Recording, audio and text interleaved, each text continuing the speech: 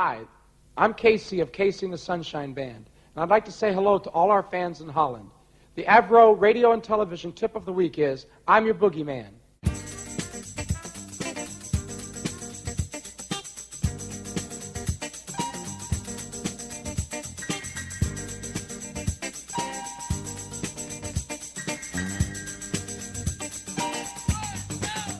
I'm your boogeyman, that's what I am.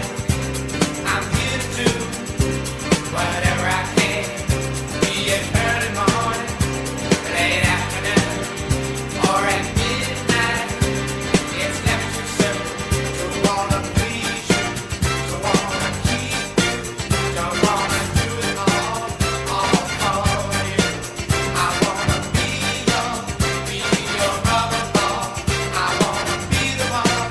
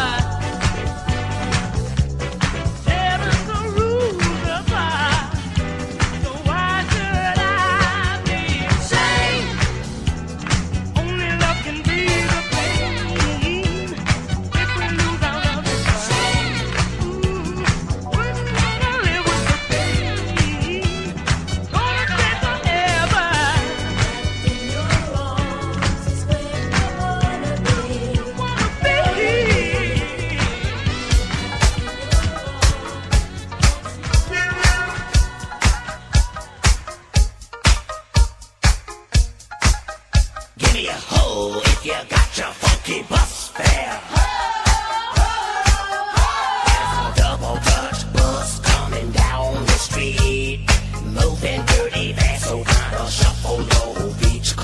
Get on the bus, pay your fare, then tell the driver that you're going to a double Dutch affair. E-I-O, well I'll be darned, here it comes. The double Dutch bus is on the street, you better get off the curb, move your feet. Bus fare, transfers, that's the way my money lasts. Ain't got no car to get around. When I go to work, I gotta go downtown. Now I miss my train, that's a double shame. When I'm running late, no sleeps to blame. If you got a wife, you know I'm right. You got a special man, well I can understand. Uptown, downtown, everybody's getting down. Say uptown, say downtown. Well, I miss my bus, I know I'm late. I gotta do something I know I hate. I'm gonna walk to work. 15 bucks, I already got a hole in the fox. Go ahead and laugh. That's okay, of course, what I really wanna say. I got bad feet, my corns hurt.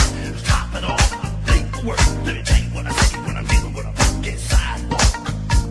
Let me show you how I walk when I gotta do my funky walk. Let me tell you what I say when I'm dealing with a funky sidewalk. I say, sugar.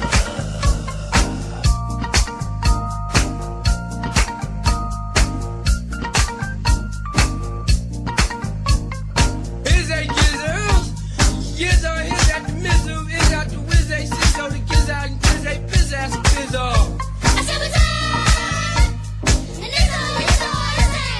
Gizzard, gizzard, the mizzle. Shilza, gilza, wheelza, nilza, bill, baby. Milzy, gilza,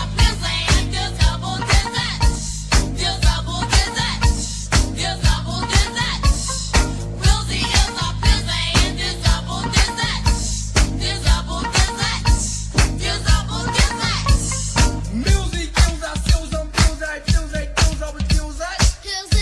My gizzard is a gizzard, is a gizzard.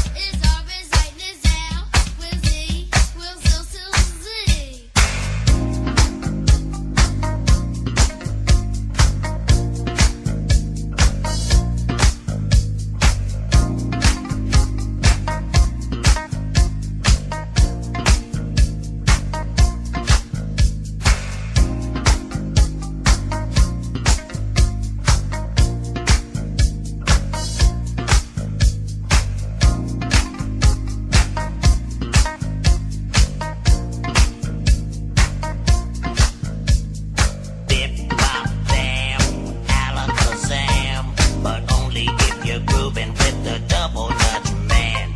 Put on your skates, don't forget your rope, 'cause I know I'm gonna see you at my double Dutch show. Rebecca, Lolita, Fashawn, and Dawn. Every time you do the double Dutch, you really turn it on.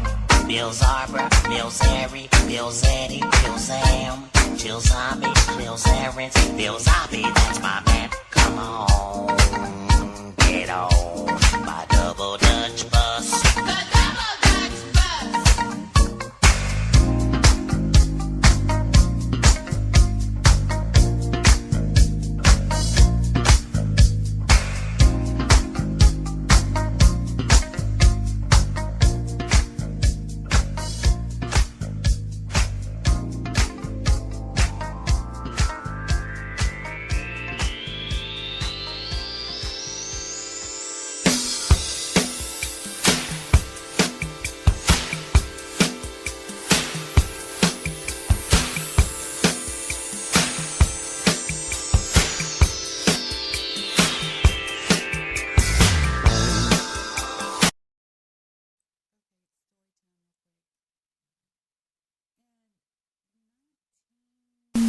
Something, I don't remember when.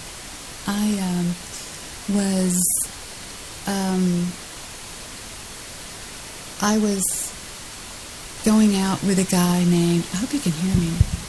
It doesn't make me, the LED lights aren't bumping up and down on the thingy above. Let me check my senses. Anyway, if you can hear me, I was going out with a guy that was his name was Ronnie, and he was like this boob stud guy and everything. And he, oh, wait a minute, I'm turned down. There I am. Okay, I did. It's story time. In some year, I don't remember what year, I was actually going out with a guy. I was living with a guy. I wasn't really living with him, but he never would let me go home, and he was like this big, you know, ladies' man, catch of the town, all this kind of stuff. His name was Ronnie, and we were hanging out with a group of people that were attorneys and bail bondsmen and, you know, DAs and people like that. And everybody had boats, and we all went to the lake. And one weekend we went to the lake, all of us, and it was July 4th weekend. And he had to go out of town, or so he said. He had to go do something. He was pretty shady, but I said, fine, go. And I went to the lake with all my friends, and at one point during the evening, we all had our boats tied up together. There was like 6 boats, and these were nice boats. These were not just pieces of crap. These were ski boats and nice boats. And we had all the boats tied together. Well, one of the boats had a crow's nest in it. It was a really big boat. I believe it was the one that was owned by Blake McCallum. He owned a place called National Bonding. He was pretty crazy. But anyway, at one point during the evening, they... God damn it. Scared the shit out of me, Victor. It's humming. Fuck, I don't know what to do. I can't stop it. I don't know what to do. Fuck it. I'll just play the song. Fuck it.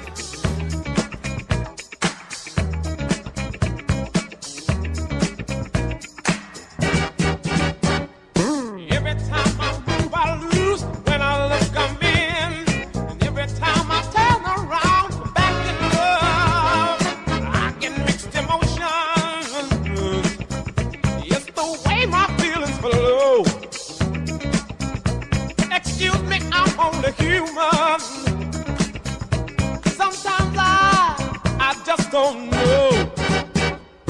Every time I move, I lose. When I look, I'm in. And every time I turn around, I'm back in love again.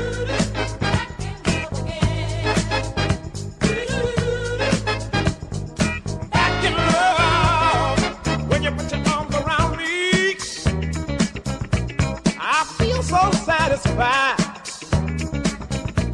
I want to love you forever. I can't decide. Every time I move, I lose. When I look, I'm in. Every time I turn around, I'm back in love again. Back in love again. All right. Back in love again.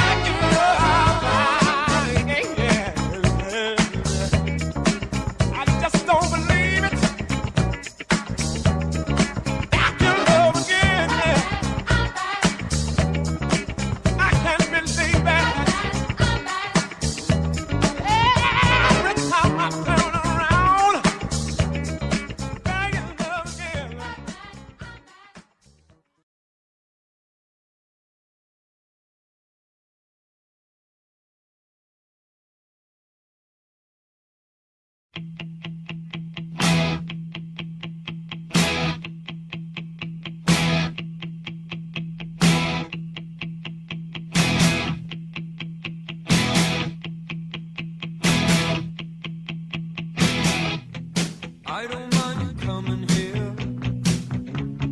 wasting all my time.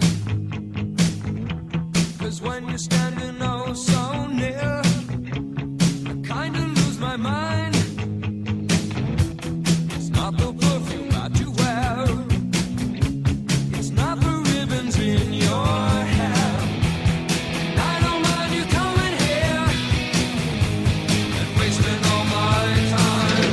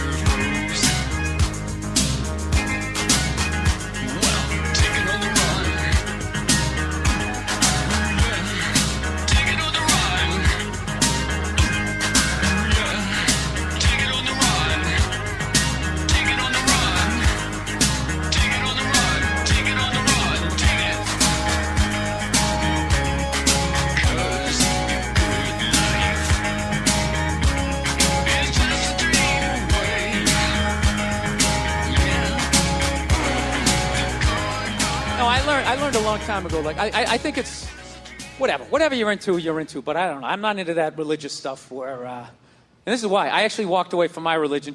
I had to be honest with myself. One, I didn't like going to church every week. You know, I just didn't. Part of it was I'm lazy. I don't like getting up on Sundays. And the other part was I already heard all the stories. Okay, heard it 3-4 times. The dude hasn't come back yet. You know, we're just sort of mulching over the same shit here. I got it. Right? And then the other aspect was, you know, I actually I had to be honest with myself. I felt my religion made sense and everybody else's sounded stupid. I did. Look, I'm not talking about the basis of every religion. The basis of every religion makes sense. You know, the 10 Commandments, right? Don't kill anybody. Don't touch my wife. That's my bike. Right? That all makes sense. Of which I think I've broken just about every commandment except for the 5th one. That's it. I haven't killed anybody yet. All right? But the murderous thoughts that I have sometimes, I think I could do it.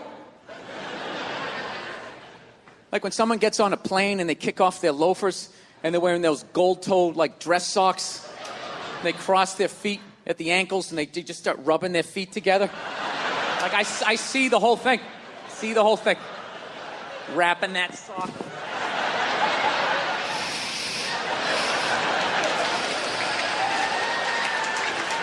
Right? See the whole thing. So we'll see. Still early on, right?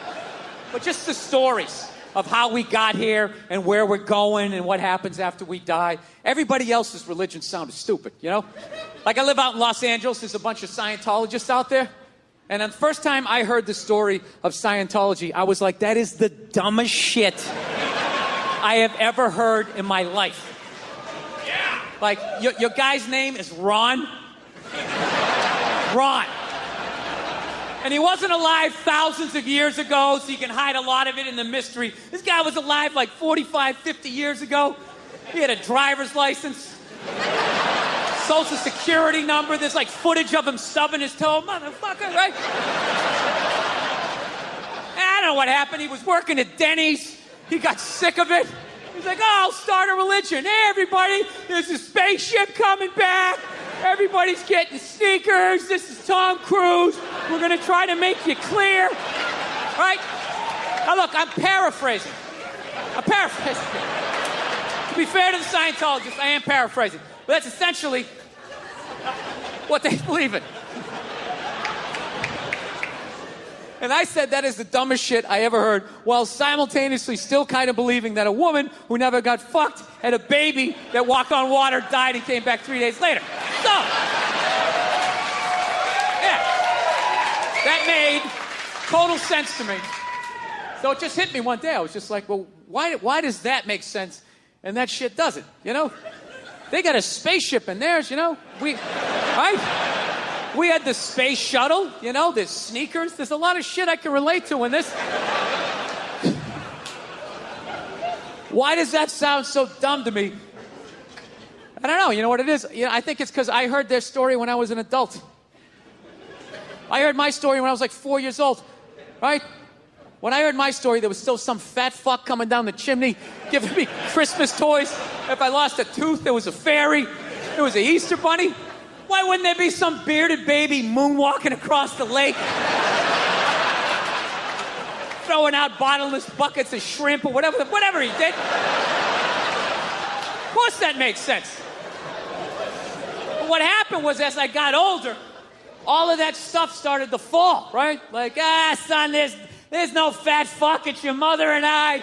Your mom's the tooth fairy. Rabbits don't have eggs. Her tits are fake. The NBA's fixed. Bankers are cunts. Most of your dreams won't come true. Right? And I was just like, wow, this is how the world is. And meanwhile, this shit was just floating, this 800-pound gorilla of this fucking story. And I just had to make a decision. What am I going to do? What am I going to do with this? Am I going to cling to it, be that person, you know? That's very offensive to me and other Christians and become that douche, right?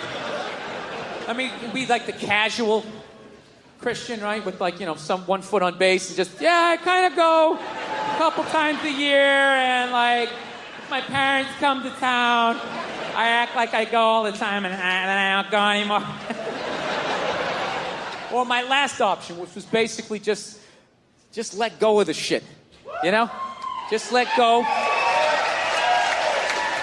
Just let go of it, like that creepy moment in curling, that moment where the shooter, whatever you call him, is just sliding with that rock, right? Just, let me do this right. Just slide. And you think he's along for the ride. The two of them, they're a team. And all of a sudden, out of nowhere, he just goes fucking... And that rock just keeps going. And this dude just stops. That's what I did with my religion. I just let go of it. I didn't read a riot act to anybody. I just let go of it. And on the third day, he rose again in fulfillment of I just floated away. So now it's like I'm in this weird place where I'm not in any religion right now. Unrestricted free agent. I'd like to believe in something, so I've been going around asking people what this shit is, and I haven't been able to find anything. I'm trying to be open-minded. I was doing a gig in Helsinki, and over there, they're like Lutheran. And what they believe when you die, you're dead. And that's it. Dead. Like a pigeon, just laying there. Over. Blew my mind. I'm like, really? You're just dead like this? You don't... Like my religion was, you die and then you go up to get judged, right? God pops in the DVD of your life. Like, I don't know about this right here. Mind explaining yourself? This might be the most arrogant thing I say all night, but I actually resent the fact that I'm going to get judged someday. Like, if that's true, that somebody's going to judge me, that doesn't even make any sense. It's like, dude, you made me, so this is your fuck up, all right? Let's not try to turn this around on me, Jesus Christ. You give me freedom of choice, you make whores, you have me suck at math, and you don't think this thing's gonna go off the rails? Like, you set me up to fail, and now you got the balls to now question your own goddamn work. Dude, if I made a car, if I built a car and it didn't run, I wouldn't, burn it forever. You evil piece of shit, light it on fire. I wouldn't. I would troubleshoot. Is there gas in the engine?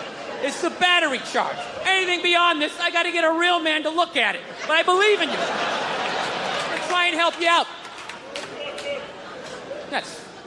Like, my religion, it's nuts. It's fucking nuts. Like, my religion, the way I was brought up is you can make it to heaven, but some of your family members possibly couldn't. Or some of your friends. It doesn't even make sense. How am I supposed to enjoy heaven if that's the deal, right? Just sitting there waiting for my friends to show up, Jesus Christ. What the hell are they? It's been 150 years. They must have eaten a lot of Brussels sprouts or some shit.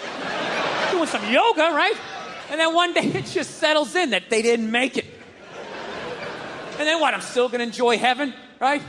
Jesus coming walking over hey, how's it going, everybody? Is this great? Isn't this great? Yeah, dude, it'd be even better if 4 of my family members and friends weren't burning for fucking ever. Kind of hard to enjoy heaven. Will you just keep thinking of that there, J-Star? What do you think? Hey, dude, I didn't ask you to come over. You came walking over, you big dumb sandal. Hey, how's it going over here? Why did you come over here? I don't give a... Dude, tell your dad. I don't give a fuck. I'm already in here. What, are you going to kick me out afterwards? Go fuck yourself. I knew he was going to be like that. I knew it. The boss's son is the worst. I'm afraid to get married. Man. Fucking sense of entitlement. Why man wouldn't be afraid to get married at this point? Look at Kobe. Look at the shit he's going through right now. Right? Guy's getting a divorce. His wife's going to get $70 million. Never hit a layup in her life. Can anybody explain These divorce settlements, can anybody make sense of these fucking things? Tiger Woods' wife, $250 million. She's a babysitter worth $250 million fucking dollars. Somebody, go ahead. Somebody, explain, justify it. Justify it. What, he cheated on her? I don't give a fuck. Yeah, I don't give a fuck. He cheated on her. Great, the relationship's over right then. Kobe cheated, right? Shouldn't that relationship been over right then? Why did she hang around like some jaded cop for 3 years trying to get her fucking pension, right? Get that 10 years in? I don't know, maybe that's too harsh. That shit bothers me, man. Dude, there is an epidemic of gold-digging whores in this country. And every night I put on the news, and I'm waiting for someone to address it. Every night, never see it, you know?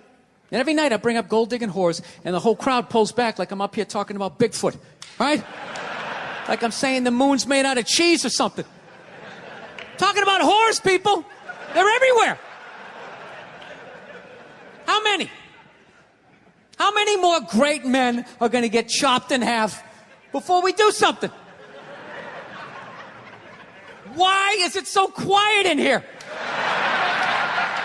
God damn, I don't get it. What is it? Is it women? Do you think I'm calling you? I'm not calling any woman here a whore, okay?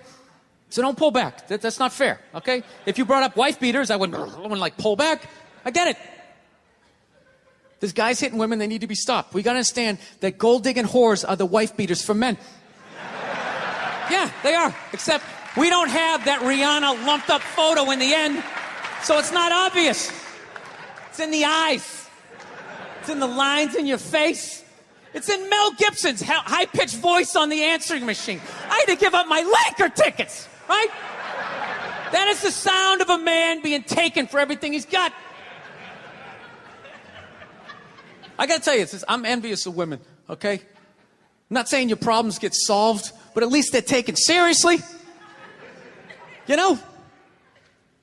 People, you got 1-800 numbers, you got ribbons, there's groups. People give a shit.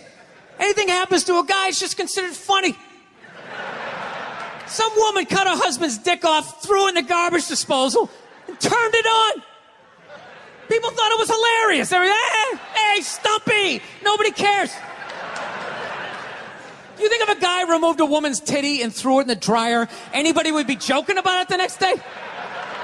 The entire country would grind to a halt. There'd be a moment of silence. The NFL would have some special colored headband everybody had to wear for an entire month. The most effeminate color they could possibly come up with. All my heroes are going down.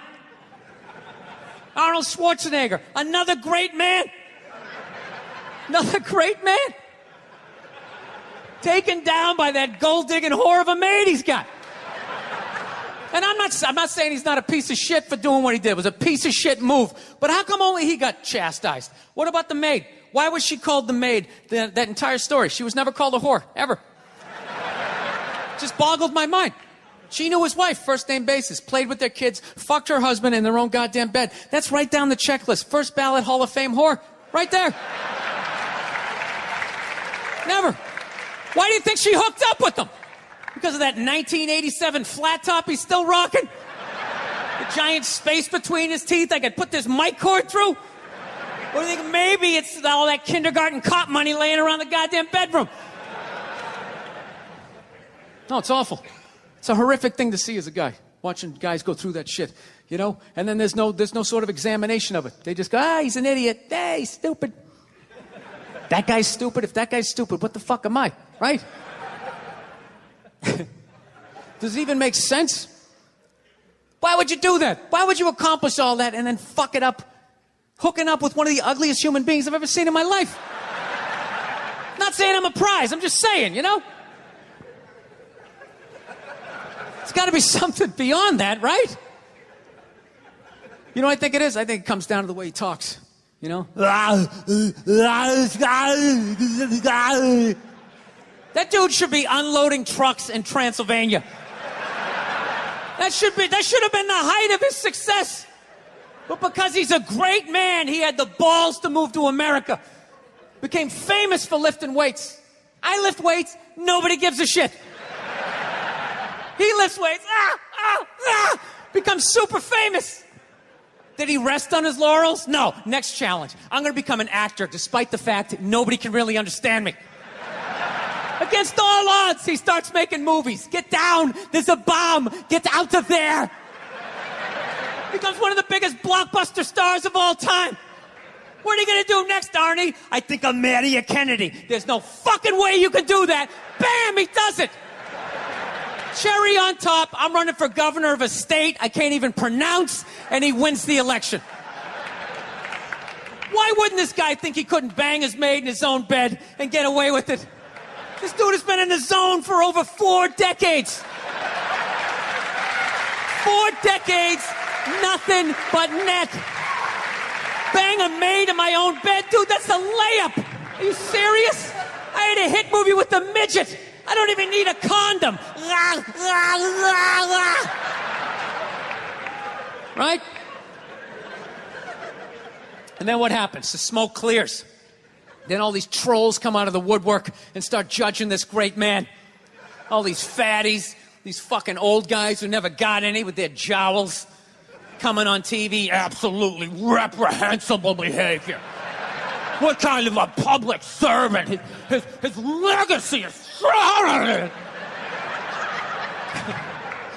like they have any idea what it's like to be tempted at that level, right? Like they have groupies as they waddle out to their Mercury Tracer parked on the other side of a dumpster. Really? You're beating them off?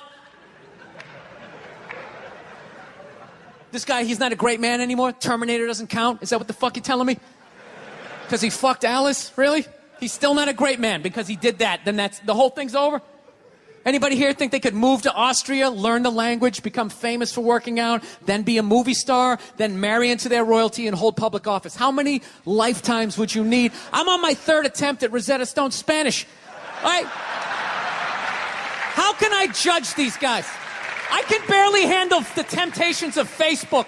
I'm going to judge Tiger Woods. I golf. I don't walk off the 18th hole and there's a busload of Scandinavian women waiting to fuck my brains out. Sorry, ladies, gotta go home to the wife, right? No, it kills me. And there's no help out there for guys.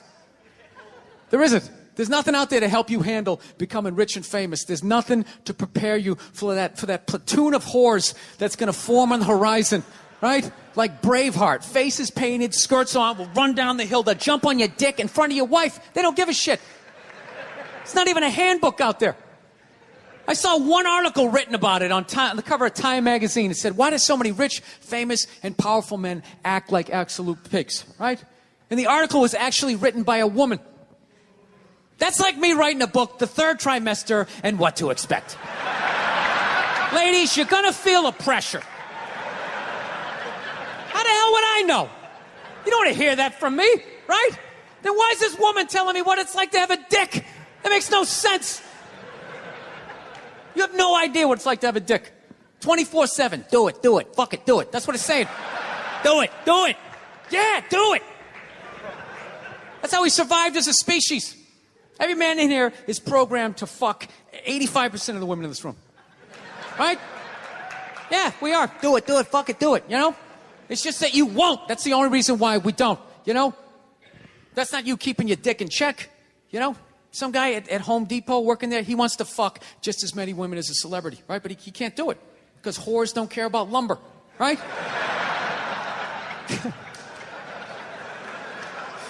But the second he hits the fucking lottery, all of a sudden, you know, that do it, fucking do it, you know, that wasn't affecting his life. Then all of a sudden these whores show up. I'll do it. I'll suck it. I'll do it, right? No, somebody's got to step up, all right? I'm not even blaming whores, really. Just guys, we're fucking idiots. What are we doing? Why are we working so hard and then giving it all away to some chick who did 3 shifts at a fucking Hooters, you know? They're fucking bums sitting there with fucking Dorito dust in their cleavage, walking around with hundreds of millions of dollars.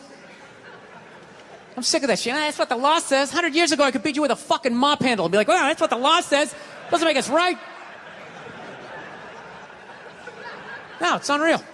And all this shit's going down, and we're not doing anything. What are we doing? Same old shit. Sitting around watching Shark Week, right? Watching shit about poisonous snakes half a world away, just filling your head up with all this useless information. What to do if you come face to face with a Bengal tiger? Don't look at it, don't look away. Slowly back up as you push your friend forward, right? All this useless information, yet hanging between your legs is this thing that could crumble your entire empire 7 minutes or less. Don't know a fucking thing about it. Even worse, you think it's your friend. Yeah, you know why? Because your dick's like a dreamer. You know? Your dick believes. It's like a motivational speaker. I don't give a shit what question you ask it. It's always like, This is how it works with guys. Anytime you do anything remotely sensitive, heartwarming, anything that's going to make you more of a loving, caring individual, immediately all your guy friends suggest that maybe, just maybe, you want to suck a dick. Oh, it's brutal. Even if you do something smart, right? Like it's raining out, he's got an umbrella. What a fag! Oh my God! What are you afraid of the water? Put your shoulders up, you fucking homo! Jesus Christ! Would you pull that thing out of your ass? Oh, it's brutal. It doesn't even have to make sense. You carved a pumpkin? What do you do next? Carve some guy's ass with your cock? What a fag! What, are you gonna blow a scarecrow? Dude, get away from me with your gay little pumpkin. Oh, it's brutal. Dude, what are you a fag is the reason why guys drop at 55 out of fucking nowhere. It's literally from 5 decades of just suppressing the urge to like hug a puppy, admit a baby's cute, say you want a cookie. You just gotta keep pushing it down like, fuck that, I'm not sucking dick! I'm not sucking dick! Right? Yeah. No. And then one day you're in a Denny's and they forget to put bananas in your pancakes. You just have like an aneurysm and your head slams off that sticky table. And the last thing you hear before it all goes black is your friends go, he got bananas in his pancakes! What a fag!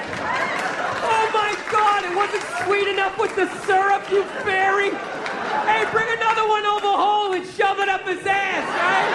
Yeah, because it looks like a dick, right? It looks like a dick. Yeah, I thought it, then I said it. I'm awesome. Yeah. I do have a dog. That doesn't count for anything. I've never understood that. You know? I love my dog, but I've learned a lot being a dog owner, man. You know? Any dog's a good dog unless you're a psycho.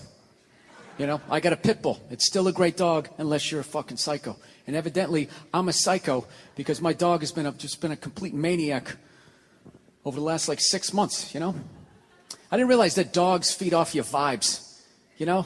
Like if you're chilling, they're chilling. You know? If you're sleeping, they're sleeping. But if you're a psycho like me and you're screaming at the ref on TV being like, dude, you gotta be fucking kidding me! I didn't realize the dog was over in the corner being like, yeah, you gotta be fucking kidding me. This is bullshit. I don't know what this guy's mad at, but I love this guy. This guy feeds me. Is it the door? Are you mad at the door? Yeah, I had no idea I was amping this dog up. I'm so selfishly in my own world. I'd be like on the computer and would crash. And be like, oh, really? Really? Dog's over in the corner with like a chew toy. I never noticed like that Game 7 look she was getting on her face. And one day, I amped her up too much, had no clue, and I went outside. We were just walking down the street, and some poor bastard comes the other way, and the dog's like, that's that motherfucker. Yeah!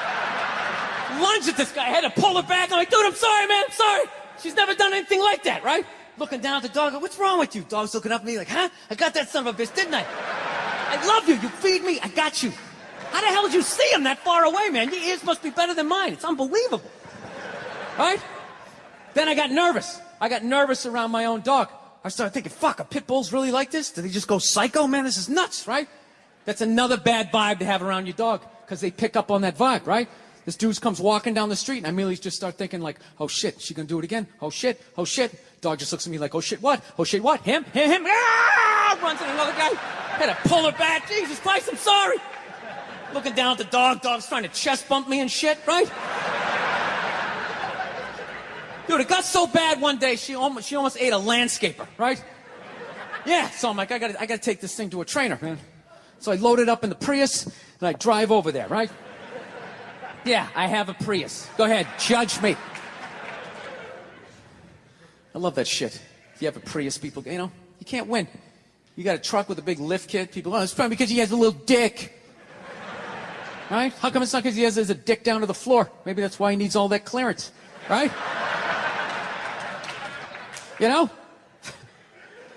If that means you have a little dick, then if I have a Prius, doesn't that mean I have a huge dick, right?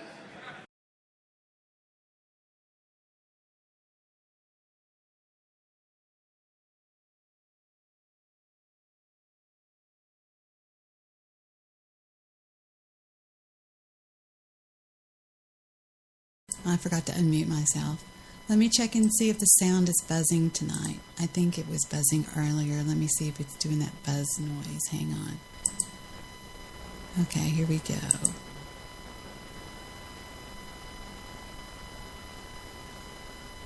I hear nothing. I forgot to unmute myself. Why is it fucking buzzing? What the fuck? Am I supposed to clip? Let me see if that stopped it. Wait a minute. Did that stop it? Wait. I think that stopped it. I hear nothing. I have to wait for the play. I have to wait for the. I forgot to unmute. The Why is it fucking buzzing? What the fuck? Am I supposed to delay? Let me see if that stopped it. Wait a minute. Did that stop it? God damn it. Wait. What the fuck is going on with my sound? I don't understand what happened. I know. Oh, you do hear the buzz? I can't get rid of the son of a bitch. We got rid of it last night, I thought, by pushing that button right there. Wait a minute. Let me push it again. Wait a minute. Please don't go. What about that? Does that do it or what? I'm just pushing buttons. I have no idea what I'm doing. That got rid of it?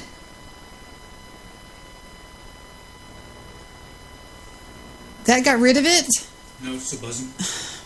They're saying yes, it got rid of it. You're saying it's still buzzing. Mm-hmm. Still buzzing.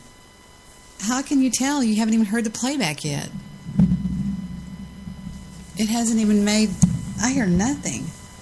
God damn it. What happened to my fucking sound? I'm louder. Is it still going? Yee? I pushed this down where it says main. Man, it just makes me so freaking mad. Okay, wait. What about that? Does that make it go away? It's still buzzing? Audrey says I'm clear as a bell. I don't hear anything. I'm playing my show live right now and I hear nothing. I think I have to push this on main and take that off. I'm sorry. It's buzzing again. Okay. Still buzzing? Audrey says I'm clear as a bell. I don't hear anything. I'm playing my show. You piece of shit. We stopped it last night. What the fuck started it again? Excuse my language. I'm sorry. It's buzzing again. I can't take any calls. It's going to sound like complete shit until we figure out what the hell we did. I'm playing my show. It's something on these buttons over here, Vic. I know it is. You piece of shit. We stopped it last night. What the fuck started it again? Hold on, what? Stop for a second. Fuck. I'm playing the show back. Is what I'm trying to try to. I know it is. You piece of shit. We stopped it last. I can take a call, but it's going to sound like crap. Now there's an echo. Hey, Barko. Debbie, what the hell's going on?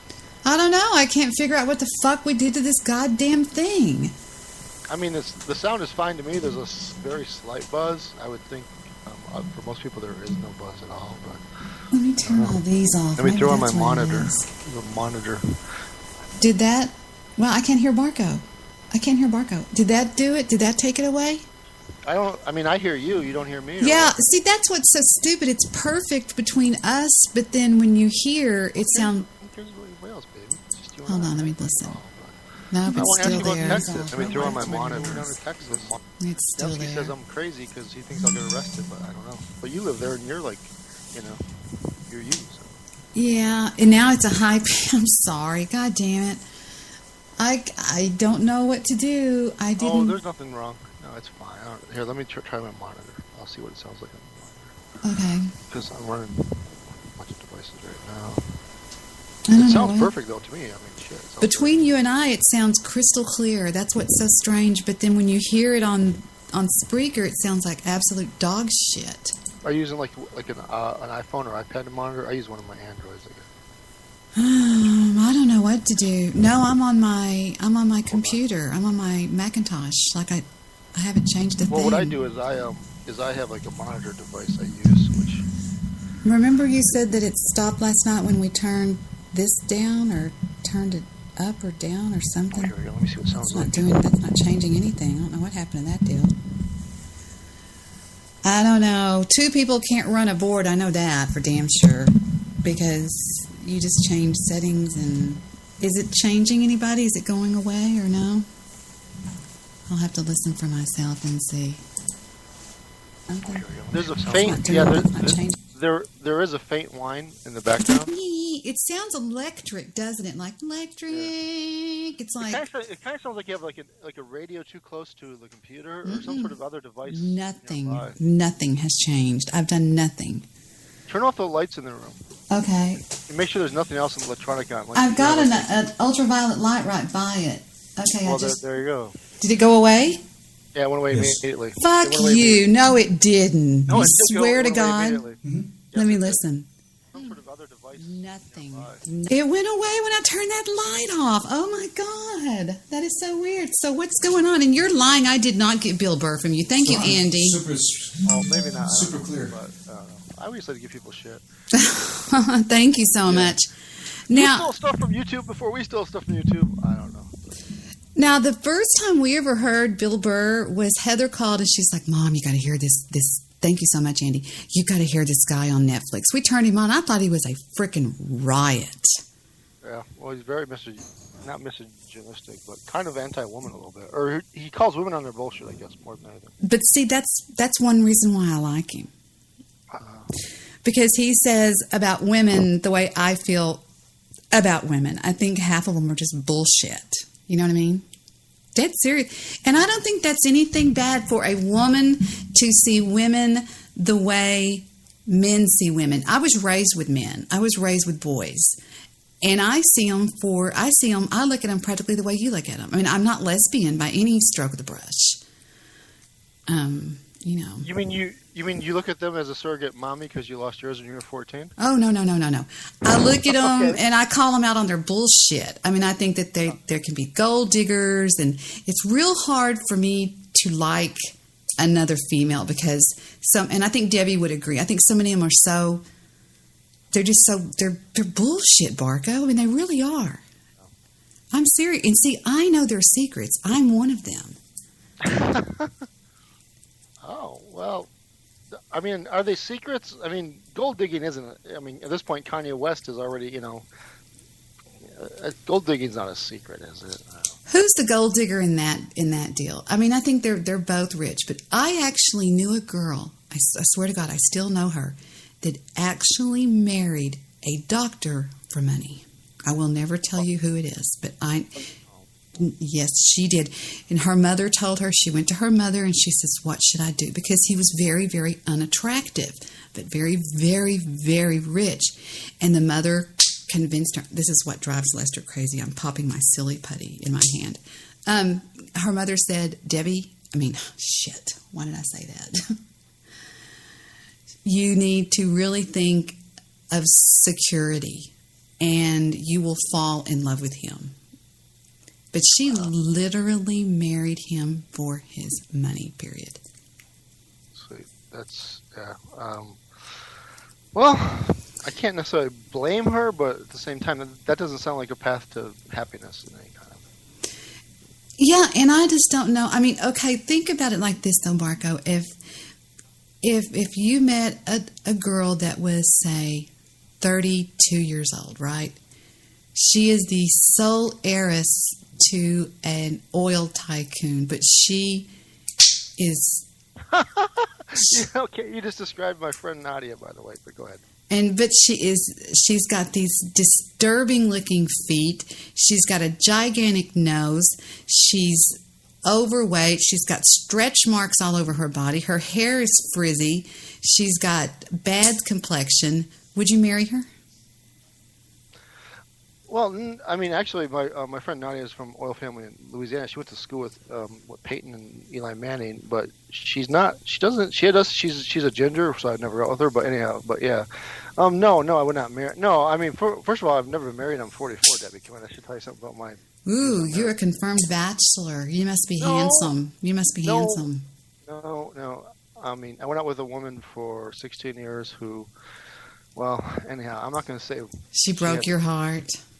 Well, anyhow, let's just forget that. But the point is Oh, I'm so sorry. It happened to Stabby. Stabby opened up to me one night and told me his story. Stabby got his heart broke bad. Well, he tried that with me, and I immediately jumped in his shit, and he was mad. So because she's been trying to talk to Stabby recently, I guess. Really? Oh, I hope he doesn't talk to her. She really took his heart out and stomped on it and put it back in. It was horrible. Well, I didn't know that because about maybe a month or so ago, he came in and he was like, he'd just talked to her.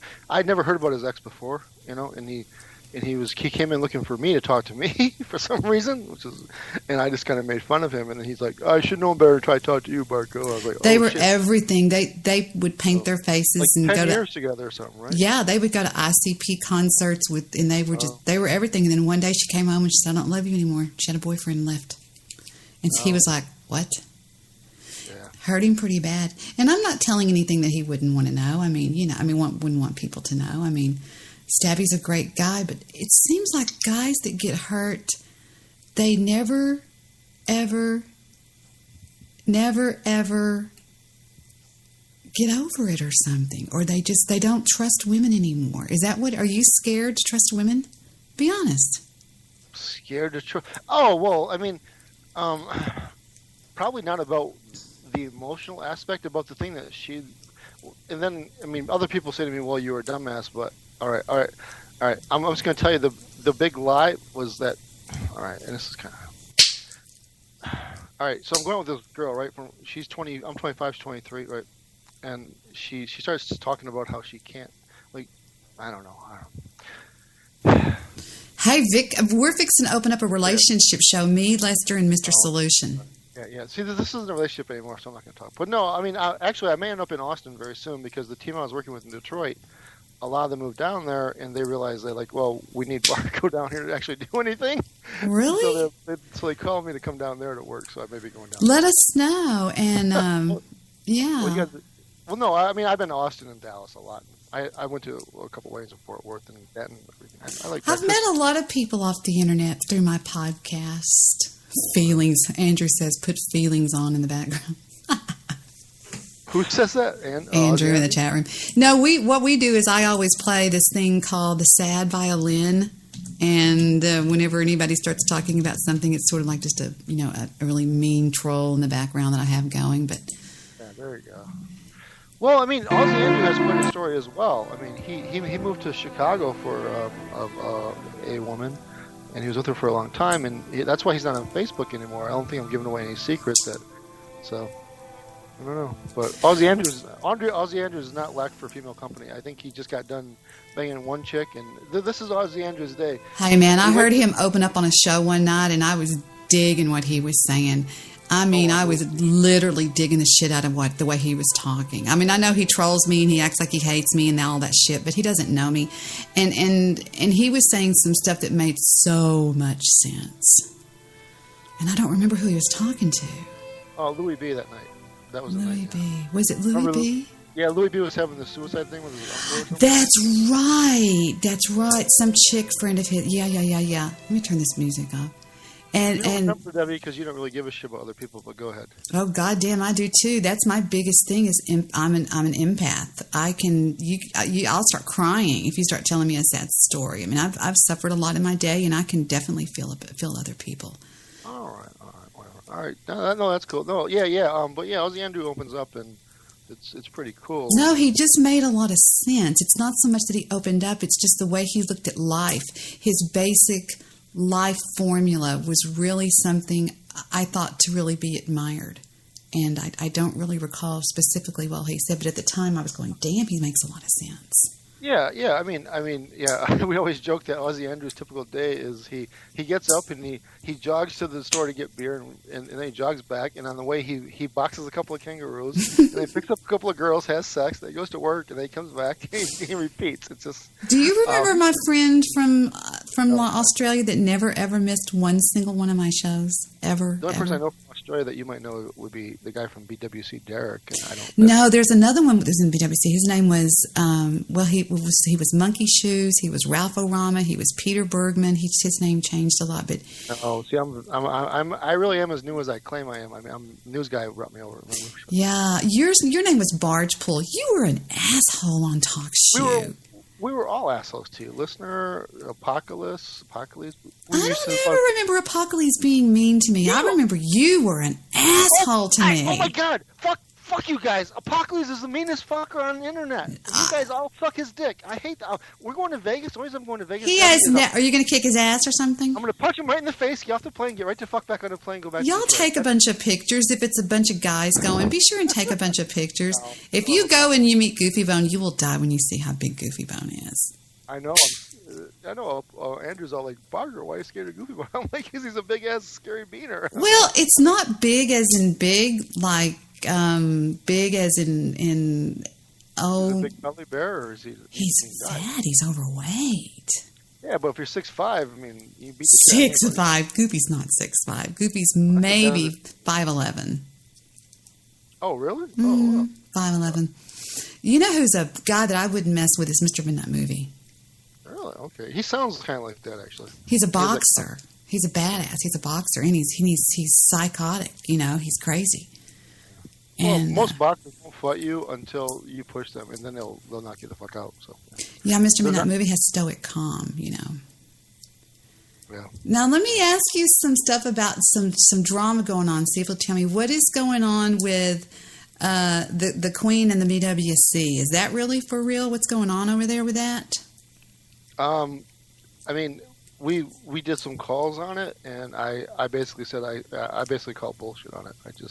I said Desert Rose, either you're trolling me or they are trolling you. I said I just don't believe it. That's what I told her. So, but she's disappeared out of chat rooms.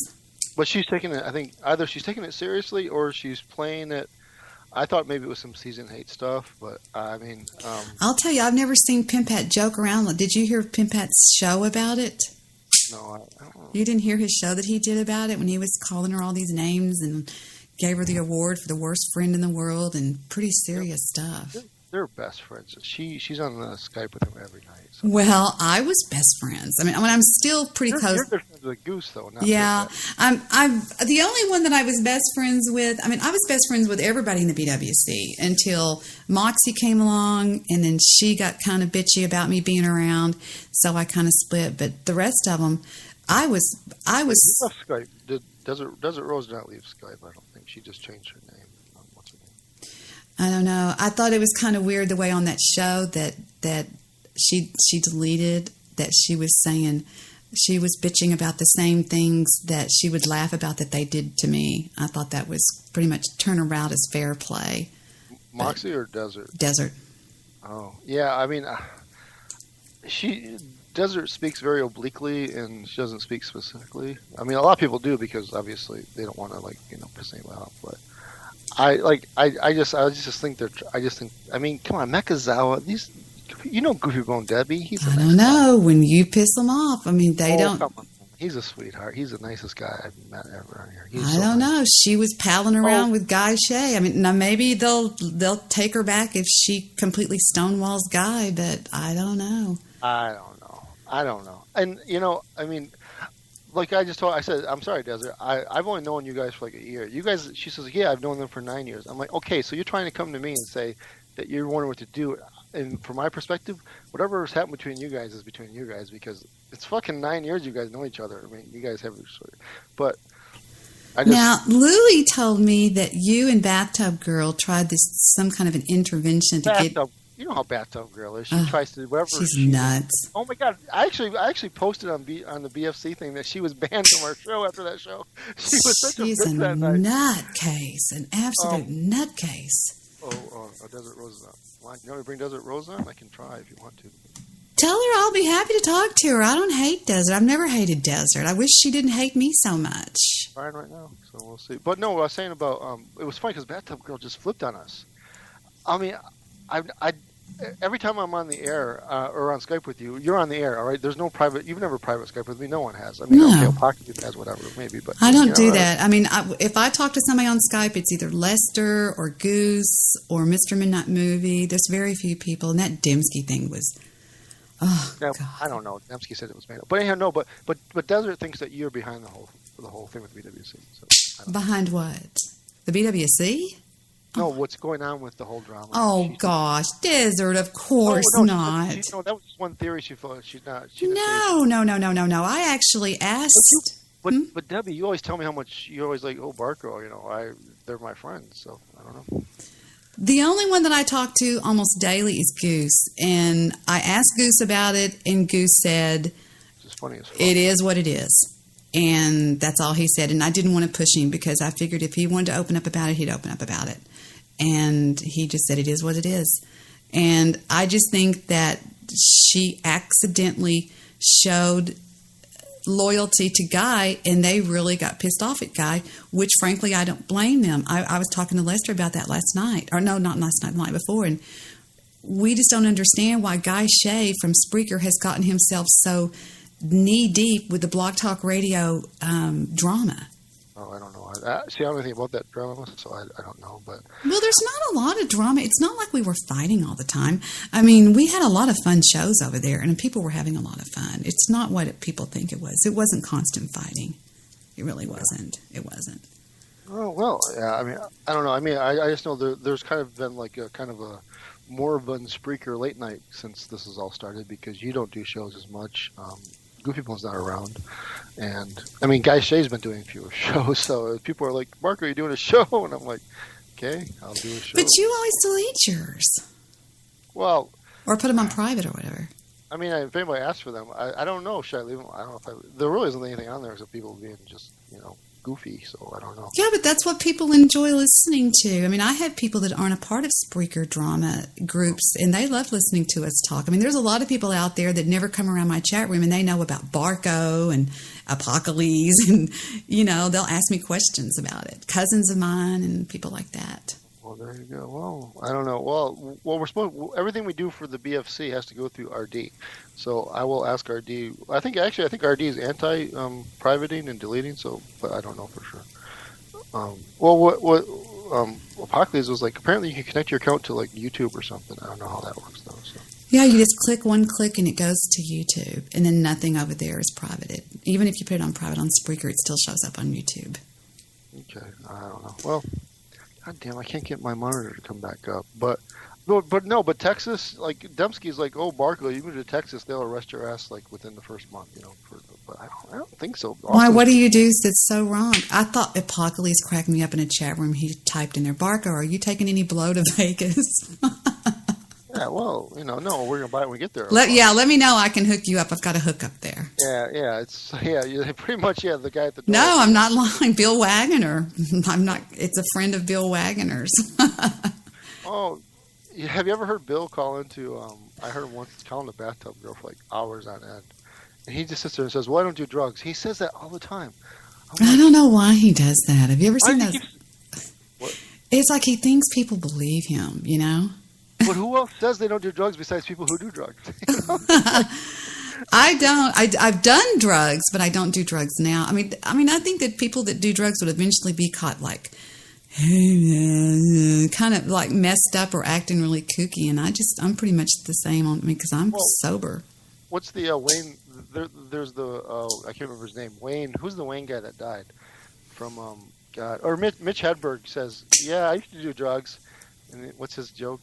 I used to. Well, I still do too, but I used to as well. And then what's his name? Or what about Richard Pryor, who says, I've been doing coke for 15 years. I'm not hooked.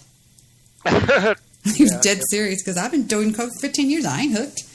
And that's a lot of people say that. I mean, I had a girlfriend that did Vicodin for like 10 years, and she goes, "Debbie, I can control it." I said, "You've been doing it for 10 years." Have you ever seen the movie It's All Gone Pete Tong with the Coke Badger?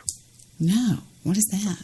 It's kind of a techno / movie, but it's all gone Pete Tong. Basically, it's this DJ. It's kind of based on Richie Hawtin actually, but it's an interesting movie. And this guy ends up hooking up with like a deaf chick. But I imagine, do you know Ozzy Andrews is actually a filmmaker? He went to film school. Shut up. How old is that guy? My age, we're the same age. He's a little bit younger bastard, but whatever. Is he still in Australia? Yeah, but hopefully, because otherwise he'd kick my ass. He lives in Melbourne, right? Is that what it's called? Yeah, that's where Duma Flicky lives. He never, ever, ever once, I swear to God, I'm not just saying this, Monkey Shoes, never, ever, hi, Lester. What? Oh, shut up. Lester says, "I never do drugs." Lester, don't start it. I'll shut up. Lester says, "I never do drugs." Lester's on the chat or on the No, call. he's talking to me on Skype. Why don't you call in and talk to Barko for a second? Well, I'll hang up. I get intimidated by Goofy Bone. I can't handle Lester for sure. Goofy Lester's a cupcake. You guys don't understand. You guys have been doing this for so long. I never talked on anywhere before like 6 months ago, right? And that's why like Ozzy Andrew gives me shit because I get nervous around you guys. I'm like, you understand how many flight miles these people have? I mean, Debbie Daly does like 4 hours a night for years. I mean, that's just there's no way. That's like you can't compete with that. You're just not going to be as relaxed sounding. You sound very. People like to listen to you because you sound very relaxed and natural.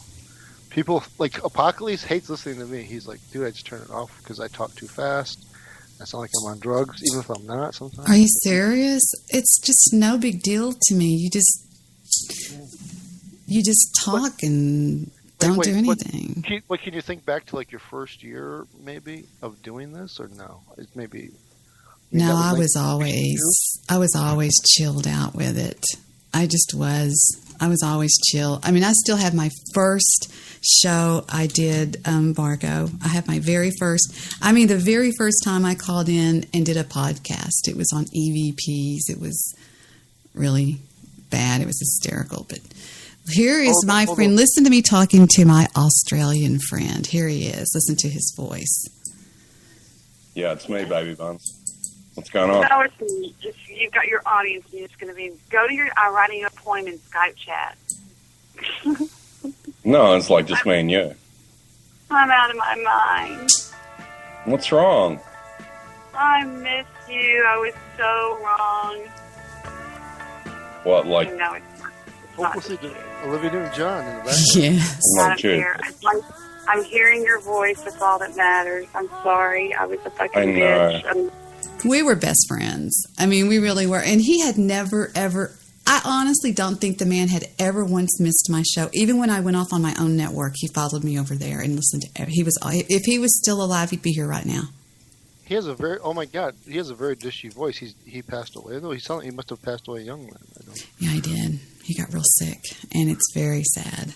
And it breaks my heart when I even think about it. That's why I don't talk about it very much, but that's one of the only recordings of him talking to me, and it's on YouTube. Wow, person. I'm trying to find his voice. Yeah, I know what you're saying, man. It's like...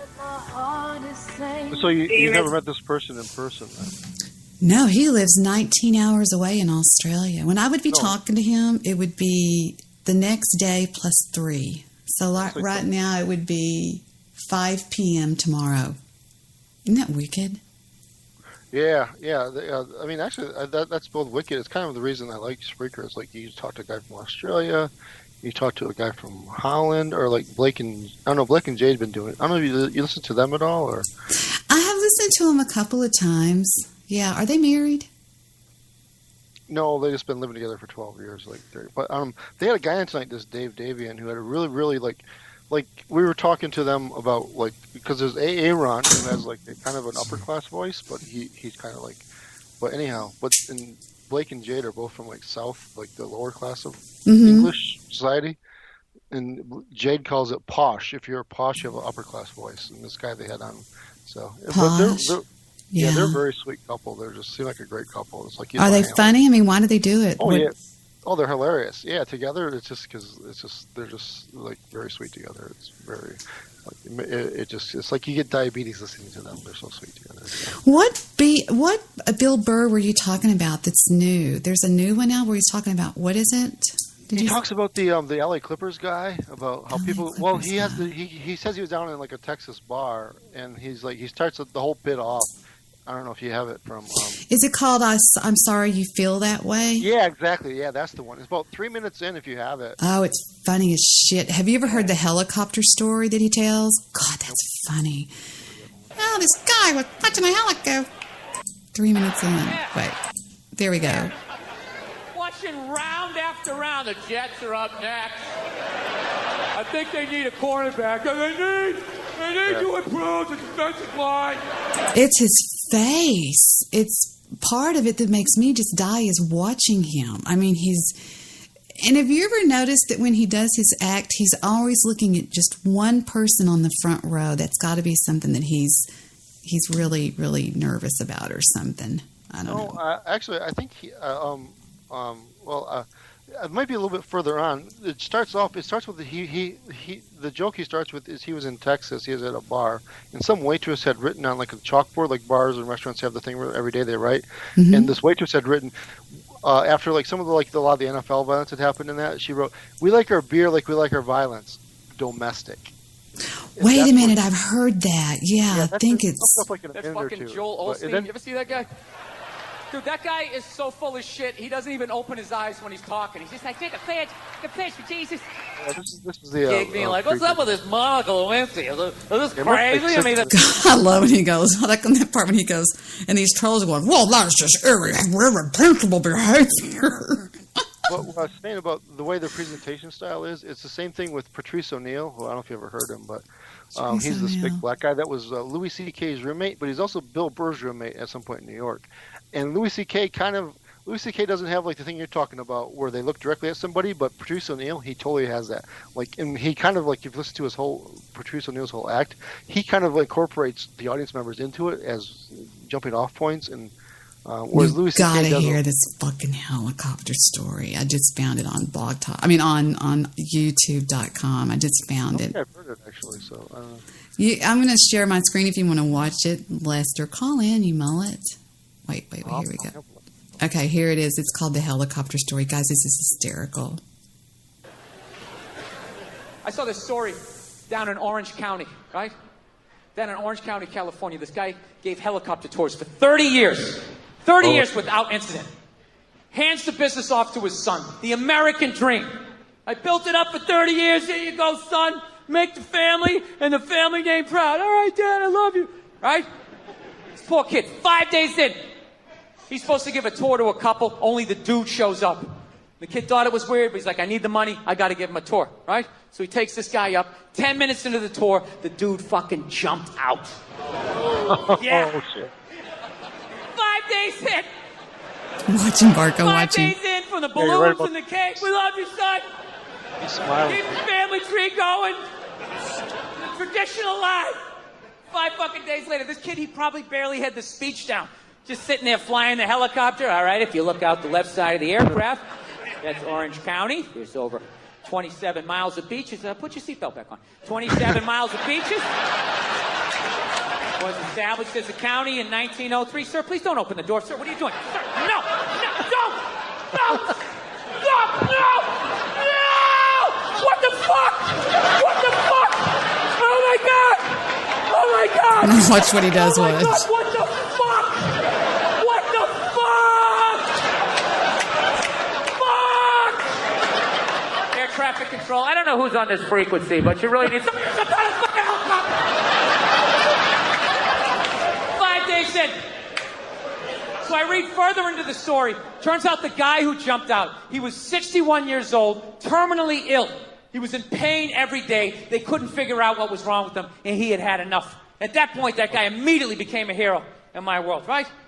You know what I love about him? Not only did he make the decision, he didn't go out like some pussy, right? Handful of pills, watching a romantic comedy, wrapped in an Afghan that Nana made. Fuck that. guy went out like a man. Take me up in the chopper. I'm looking at the land I love, and then I'm jumping out like a superhero. I loved it. Yeah. This guy should have been wearing a fucking cape. I can't imagine how elated he must have been on that helicopter ride up after finally, just taking back control of his life. Like, fuck you, disease. I decide. Ripping tubes out, gets a burger, shotguns a beer, take me up in the chop. He probably had his fucking foot on the dashboard. He's not even listening to this guy giving the tour, right? Over 27 miles of beaches. Put your seatbelt back on. Established as a county in 1903. Sir, please don't try to open the door. Don't do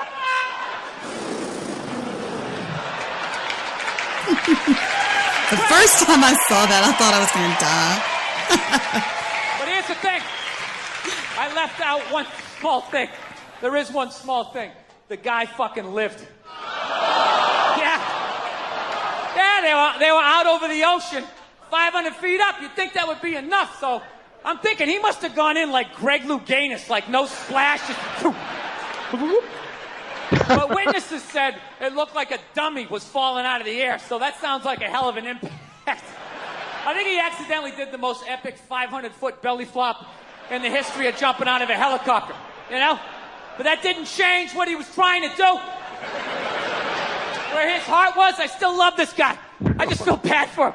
Just on the way down, he's got to be thinking, 3 more seconds of pain, 2 more seconds. Wow!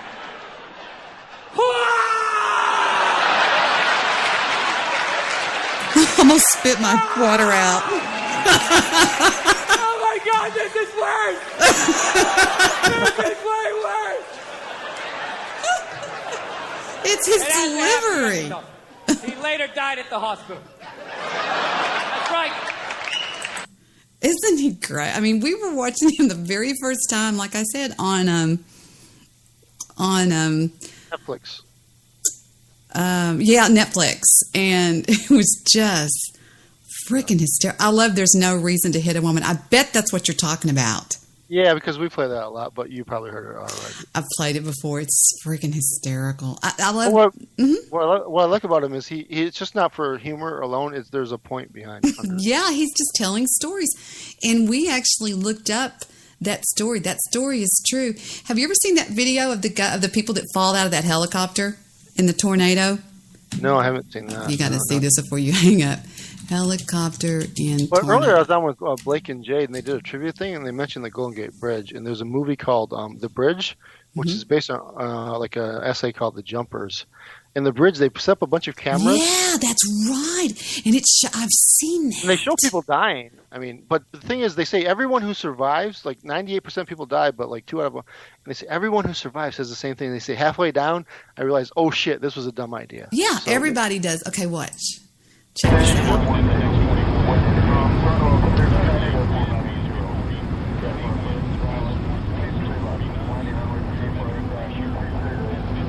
Watch.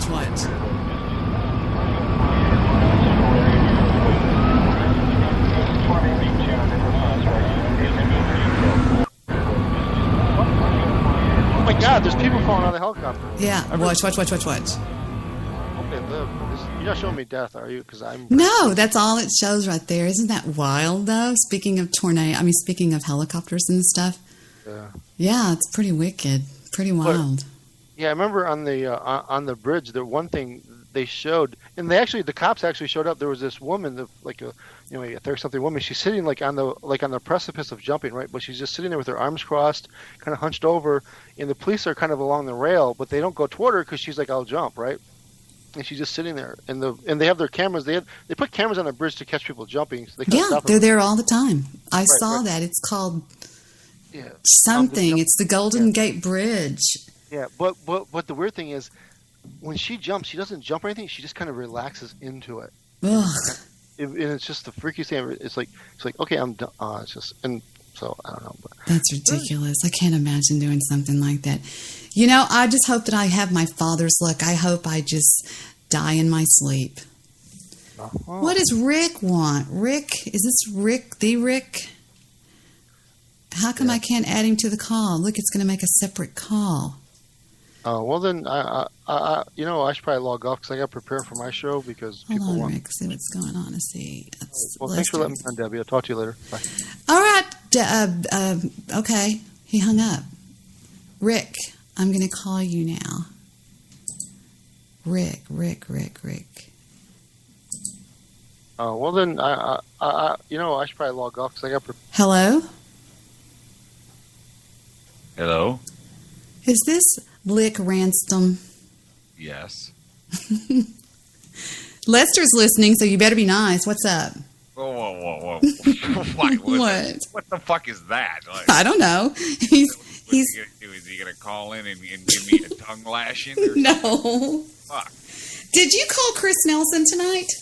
I've called Chris Nelson a few times now. I talked to him the other night on the show, and I was in kind of a mood, so I think I was kind of hard on him. He needs to be heard.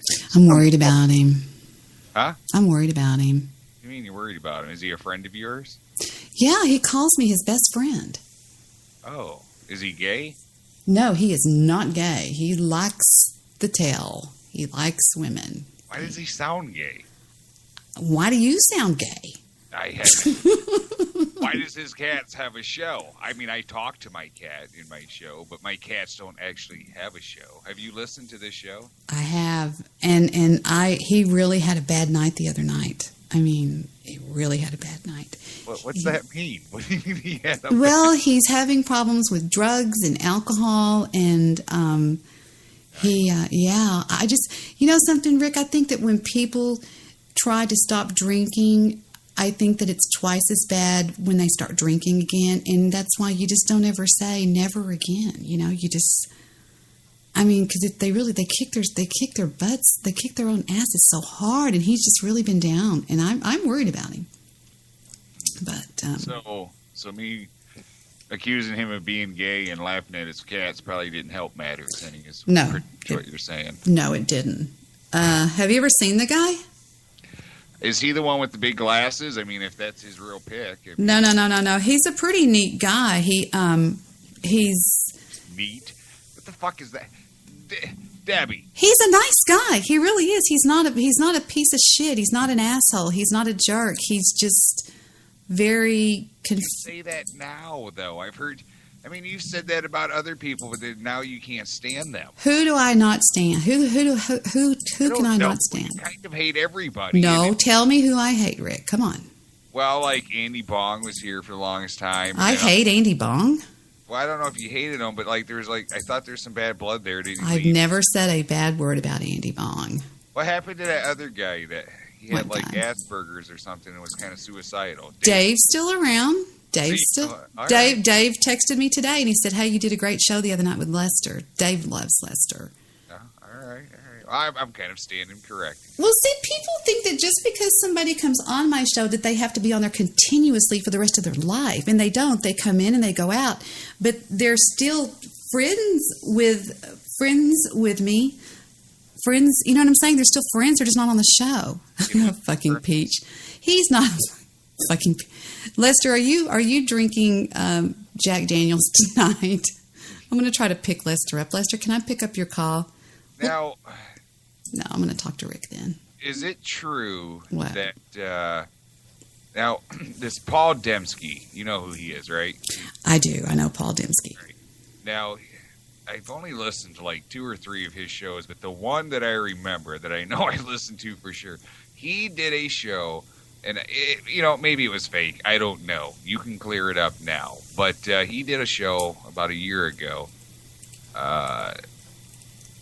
Apparently his wife walked in on him while he was like internet sexing you. He was on my show one time. It was me, the news guy, Paul Dembski, Dave, and Mr. Midnight Movie Jewish producer. The news guy and I were the main talkers that night, and we started talking and got Mr. Solution called in. Dembski was on the call. Dembski went on, just got quiet for a long time. We were sitting there talking when all of a sudden we heard somebody go, and we all go, "Paul?" And he goes, "Fuck, I'm not muted." And what had happened is he was flogging the Dolph or whatever you want to call it on my show, live on my show. Well, the next day, his wife, Jeannie, listened to it and got three kinds of pissed off and spun it to where, so Paul was left going humana. So he had nothing. The only thing he could do was make up a lie that him and I had sex on Skype or something like that. That I had. I got to tell you, you just really fucking bored it up for me. I didn't know all this happened on your show. I was under the impression. Oh, I've got the audio. I've never played it. All right, well, I was under the impression. Punching his clown. Lester's so stupid. I was under the impression this was all off air and he got to see some naked parts of your body. Loping his mule. Rick, I can promise you, I can swear on the lives of my children that I have never before taken off a piece of garment for anybody on the internet. I swear before God, and may my children be struck dead if I'm lying. Well, this is kind of fucking awkward because I thought I kind of had a maybe behind the scenes chance or something. See, there you go. You're bullshitting me. No, I'm not bullshitting you. I swear to God. There's women that really do that, right? I mean, that actually. There is, and I'm a dirty fuck, and I love them, and it's all about pleasing myself, Debbie. And No, I'm sorry. I don't do that. I never have. And I've been friends with many men on the internet, mostly men. Actually, probably the 95% men are my friends on the internet, but I've never done that. To please yourself? Or, What? I'm playing with silly putty. No, I'm just that normal Normal people please themselves, Debbie. Not on the internet or with strange men I don't know. Well, are you kidding? It's safer than going to the bar and pleasing yourself on a bar. I mean, you catch all kinds of stuff. You know what I mean? The internet's the safe way. You're going to be able to please yourself and not walk. Rick, in life, there's two kind of women. There's women that'll, if she won't do it, then her sister will, just like the ZZ Top said. Yeah, sister. Do what? Do I have a sister? No, I don't have a sister. And it sucks because we've established you're not the one that will. What was that song? What was that song? Now it's driving me nuts. She won't do it, but her sister will. What was that? You should know that. You're the song expert lately. I have not a fucking clue. You have great taste in music, by the way. It's not my taste, though. That's the thing there, Debbie. That you're talking about the virtual jukebox, and this is the thing. I'm not really loping his mule. Lester keeps writing these things on Skype. I bet he is. I'm not a music guy. I'm a talk radio guy, and everybody in the chats. That music library I have is just from fucking requests from people. So I mean, they're the ones that. Tube Steak Boogie, Lester says. Tube Steak Boogie. That's what it is. Yeah. I got a gal, she lives on the hill. She won't do it, but her sister will when she boogies. Doo-doo-doo-doo. She do the Tube Steak Boogie. Did you know that we used to go see them at a place called Winter Garden off of Loop 12 in Dallas, back before they were nothing. But anyway. Never been to Dallas, Debbie.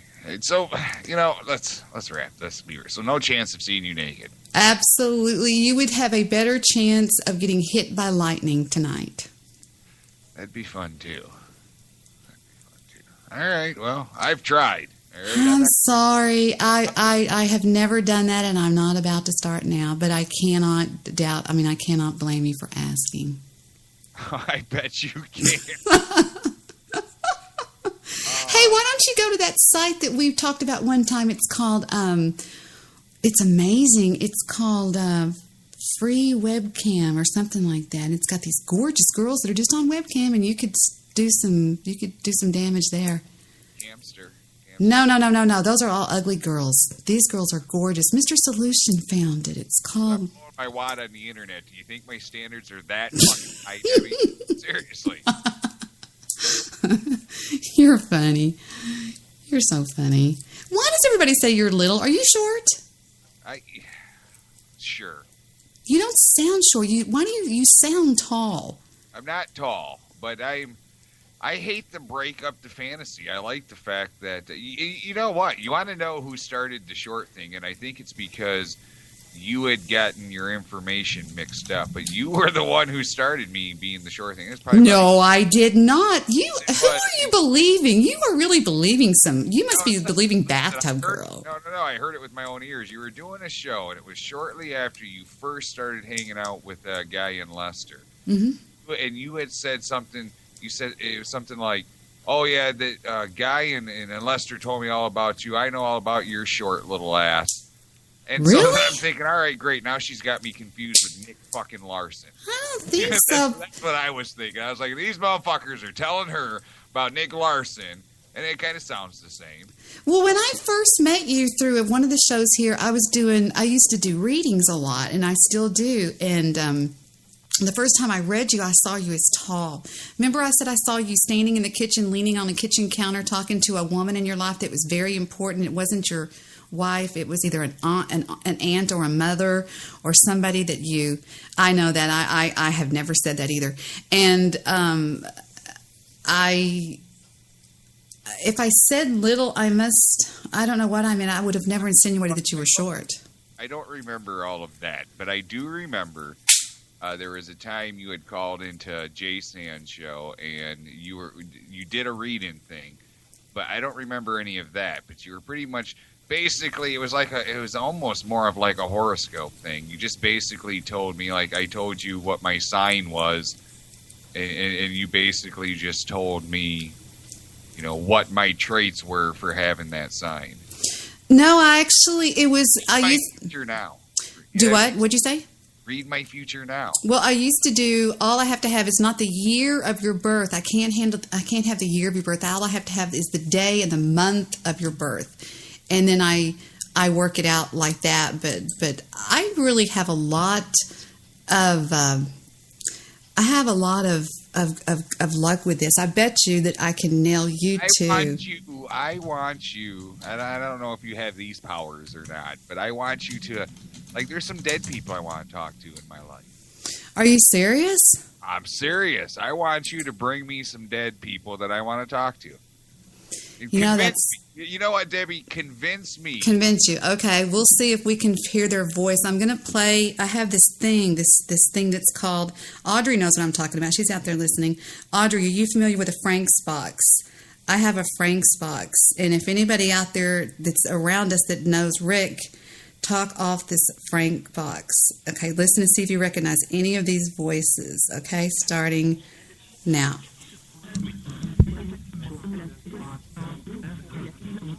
Let me slow it down. Hold on.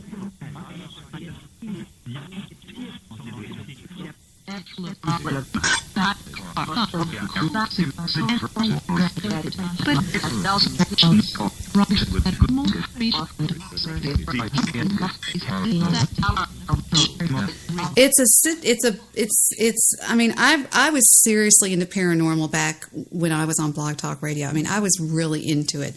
And the reason I quit is when you open up a portal to that. Now, first of all, I don't believe that anybody's in heaven. I believe that Jesus said he's going to come back to judge the living and the dead, and he's not back yet, so everybody's still down here kind of hanging around. I do believe, number two, that we're spirits. I don't believe that we're just made out of gunk, and when we die, we die. I believe that there is a spirit that dwells inside us, and I believe that that goes somewhere when we die, and it just sort of hangs around, and it comes back in the form. Sometimes people they manipulate electronic devices, and what is that? Barko's giving me something. I have a couple of EVPs on my computer here that are of people. I was at home when I lived in Rockwall. Here's an EVP that came over here recently. Take a listen to this. This is the actual voice of somebody from the other side. What is that, Bark? It's Return of the King. Oh, I never trust anything that Barko shows me. Are you still there, Rick? Yeah, no, I'm still here. Okay. I thought I was supposed to hear some voices. You are. Starting right now. This is one that came in about a month ago. Really? Hold on, Barko. This one came in the other night. Oh, okay. Thank you. I've got two people talking to me on Skype. Here we go. You ready? Pardon me. Choking here. And here it goes. This came in. You're going to hear Victor say, it's Vic. And then you hear the EVP. I don't know how good it's going to sound, but here we go.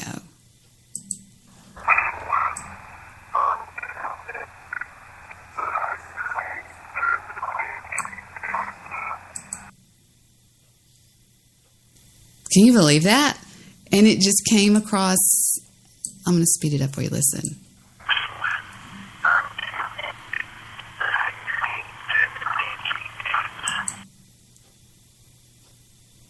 All right, so what's that now? What's that supposed to be, though? Well, the first part I hear Deborah. Listen.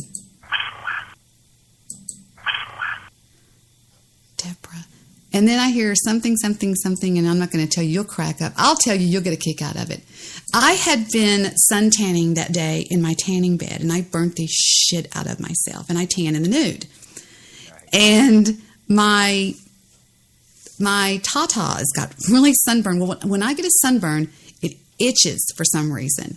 And I believe that this spirit said something about itchy tits. Now listen to him, and you'll hear it. Watch.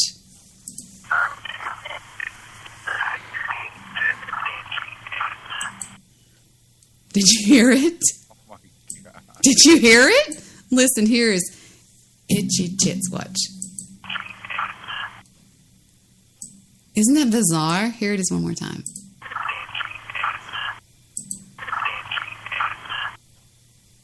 All right, so what I'm asking... It just came out of nowhere.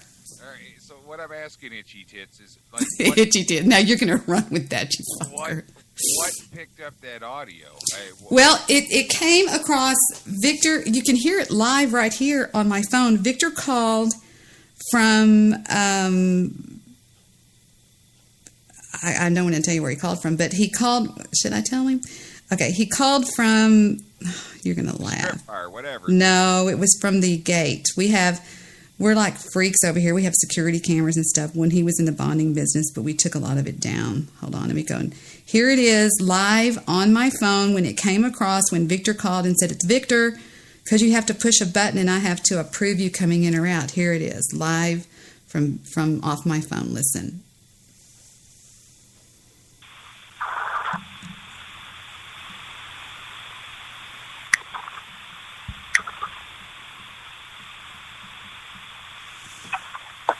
It's not the one, it's the other one. Hold on. Front gate. Hold on just a second. Maybe it's this one.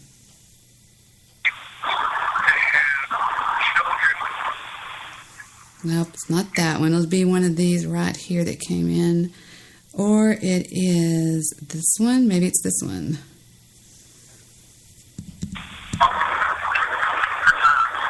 This is it. Listen. Did you hear it? And what I did is I put it in Audacity and I slowed it down. But you hear Victor say, it's Victor, and then the voice just talks. Listen.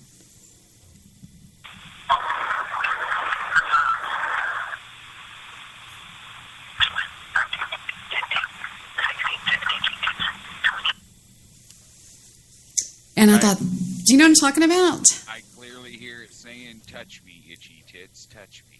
Well, a lot of people have heard it, and you know, it's bizarre. It's almost a class A. The only other one that I've ever really let out, which is the proof that my proof anyway, that I know that there's something on the other side, is one night we were recording my son playing the drums for the very first time. I got him a set of drums for Christmas, and I told Victor, I said, go upstairs and put this recorder outside his room because it was horrible, and I wanted to remember it because now he's very good. And Victor wakes me up at 3 o'clock in the morning. He goes, Debbie, wake up. You got to hear something. I was like, what? He goes, you got to hear something's on this recorder. I said, what are you talking about? Something's on the fucking recorder. He goes, just listen. It was a voice. And here it is. Listen. Okay, listen. I'm going to go on mute so you can hear better. It's repeated 5 times.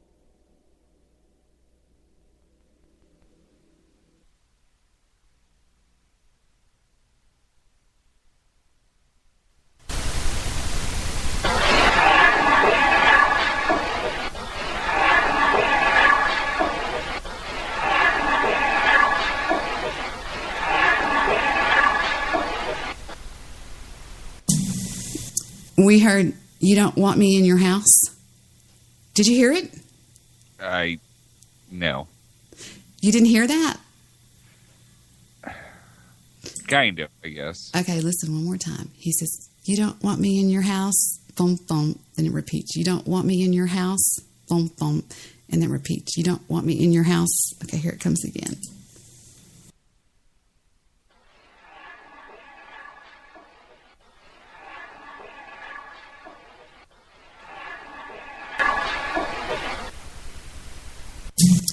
Did you hear it that time? I did. You know what? I hate to even get into this shit. Say that I did. It's pretty spooky. I mean, it's, who else is, we didn't make those fucking voices. I didn't say "You don't want me in your house." Victor didn't say "You don't want me in your house." It came from somewhere. And I even got the #1 paranormal investigator in the world. His name's Dave Roundtree, who came on my show 3 different times. He just fell in love with me. We just got to be really good friends. He's the #1. He has studied for 33 years audio. He's an audio engineer, person, man, whatever. And he said that this was clearly a Class A EVP. And he said that they come from in the middle of the room, from EMF fields. Nobody knows where they come from, and they are definitely voices. And you cannot, like, if I recorded your voice, I could pitch it up and pitch it down. You can't pitch these because they are electronic voices. I mean, I didn't want to believe this stuff either. I was like, what the fuck? And then we started getting into it, Rick, more and more and more. This was back in 2008, I believe. And then the more we got into it, some bad guys got in. Because if you open up that realm, then sometimes you can get some bad guys in. And it was not. Well, am I going to be invaded by some fucking creepy talking to you or something? No, because we're not messing with it. I'm just playing you something. We're not trying to record them or trying to capture them. I want you to catch, who's that one guy way back when? Or who's the one now? The blonde chick. You know the blonde chick now? I'm sure you watch her. Fucking No, I don't. I really am not into it anymore, but I know a lot about it. Are you talking about the Jersey psychic, or what's her name? The Jersey gal. The Jersey or something? I heard she's fake. I have something else that I can do, which is the Ovulus. This is where they manipulate voices. We'll see if it talks to you, starting now. Drive. Number.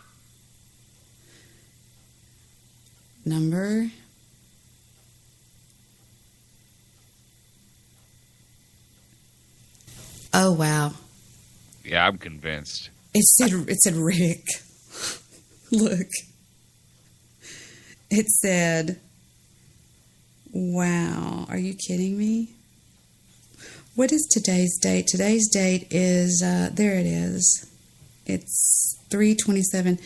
It said, drive, number, dust, French, odd, flow, what, index, Mike, John, fact, Tim, drank, Rick, pillow, explain, later, express, don't, crops, dance, strong, real, kill, green, force, 80, follow, cool, and police, and pond.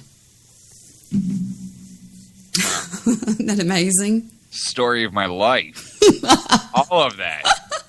You're so stupid. True fucking story, too. I mean, people just either have to believe or they don't believe. I don't know. They just said scratch. Are you scratching yourself right now? They usually will say what they see in the room that they're with. Like they'll say kitten, cat, or whatever. No, maybe it meant crack. I got some crack laid out. Crack. Does your wife ever listen to your shows? Oh, No, it just said... Shit is like way beneath her. It said strong. That's true. Another true. Strong. It said problem. Many. Many. It said sea, like the seashore. Problem in the sea, strong. Tall. No, fall. Fall, sea, problem. Street. Now, how do you know it's not talking about you, though? Well, it could be. Maybe you're going to fall in front of a bus in the street.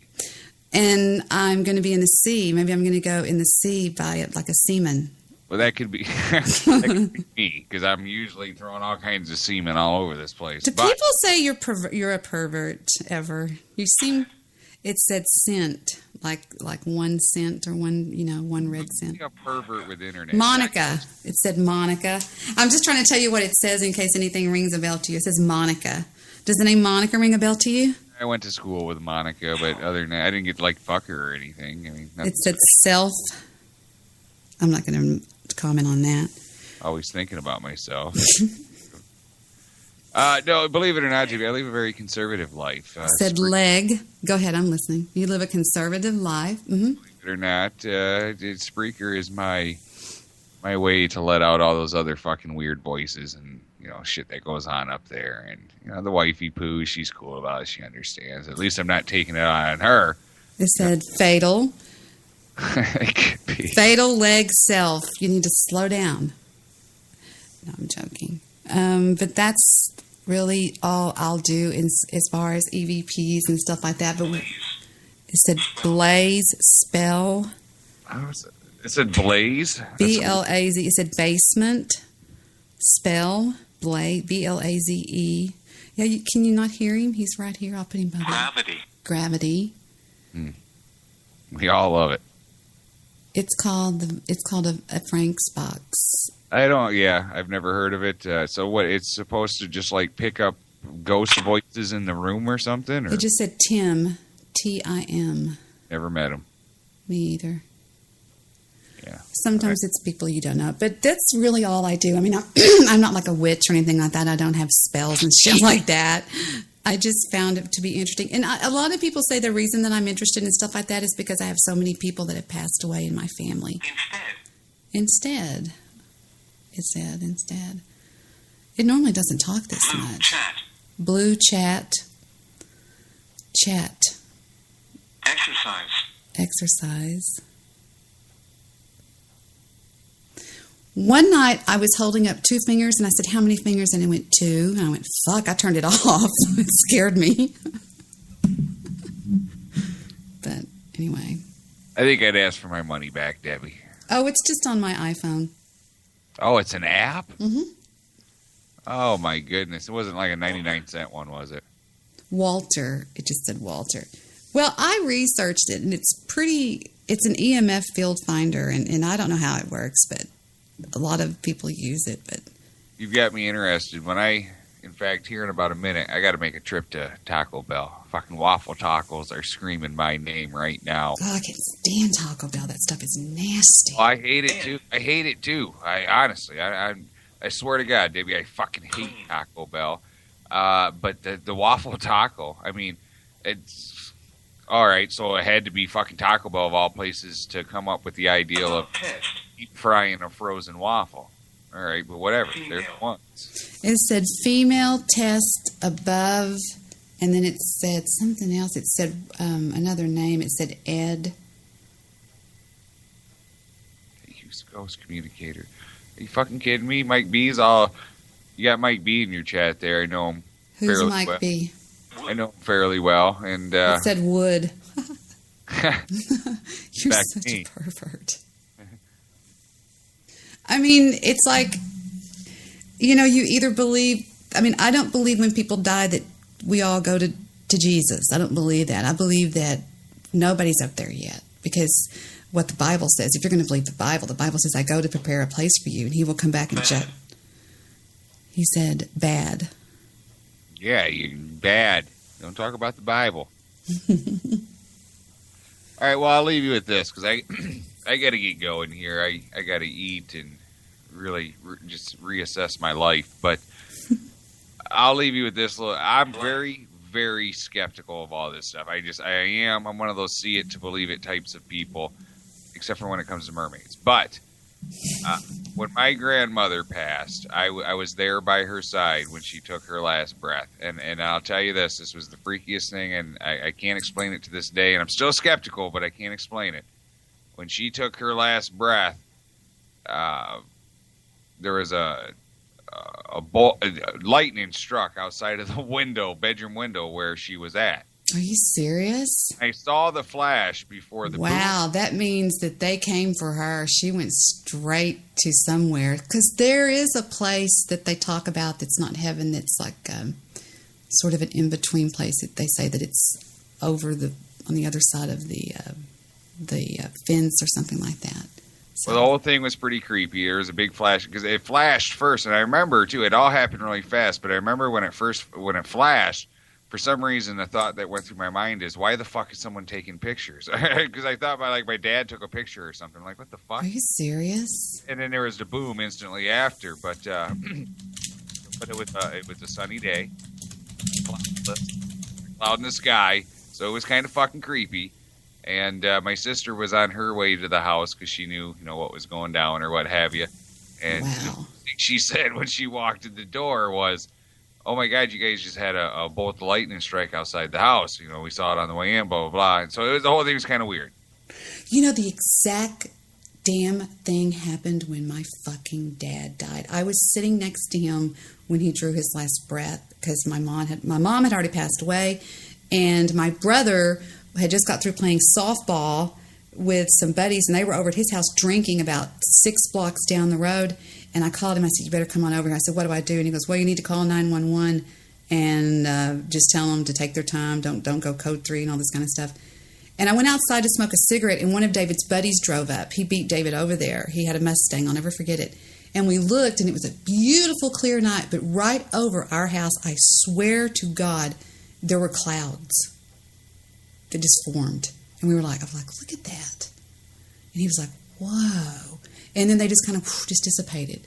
I swear and that sounds like almost a little bit, and my brother was en route over there.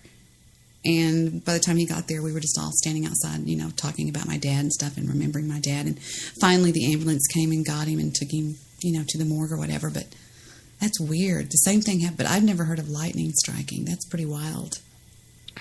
All right, Debbie. Well, I appreciate you accepted my call here, and kind of sucks that now I know I will never have a chance of seeing you naked. I'm sorry.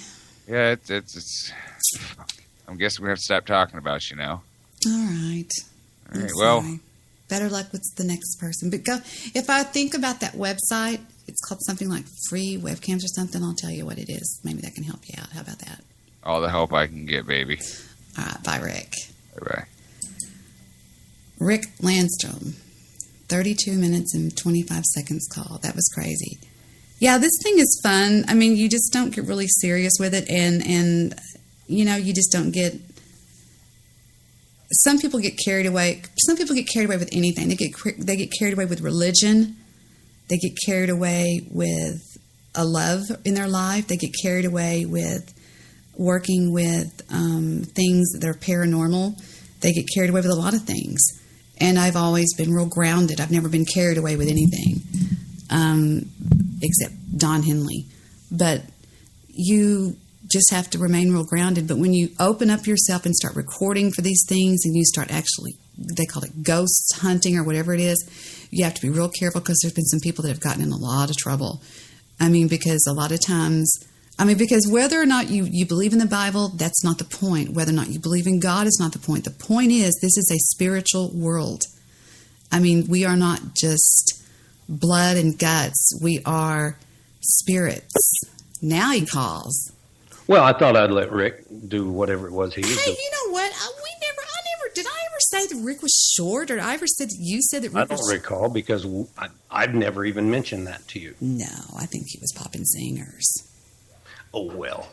I do believe... I gotta tell you, you know how much I love you, but... You don't believe a fucking bit of this. With Rick on this one, man, I am so skeptical with that. It is unreal. I understand, but, you just have to... I'm skeptical too, but, when those voices just appear out of nowhere, I'm like, what the fuck? But But don't you think that sometimes... when you hear these weird noises, you can make them sound like anything you want them to sound like. I do. I absolutely believe that. But whenever it says, itchy tits. Itchy tits. Did you hear that? Well, yeah. Now that you said that, I heard it. It freaking sounds like he says, Debbie, something, something, something, itchy tits. I was like, what the fuck? I mean, I actually heard it. Here it is again for you guys out there that didn't hear it. It does sound like that. Yeah, I swear. it does. Your It itchy does. tits. And here's the whole sentence when he used the words itchy tits. Here it is again.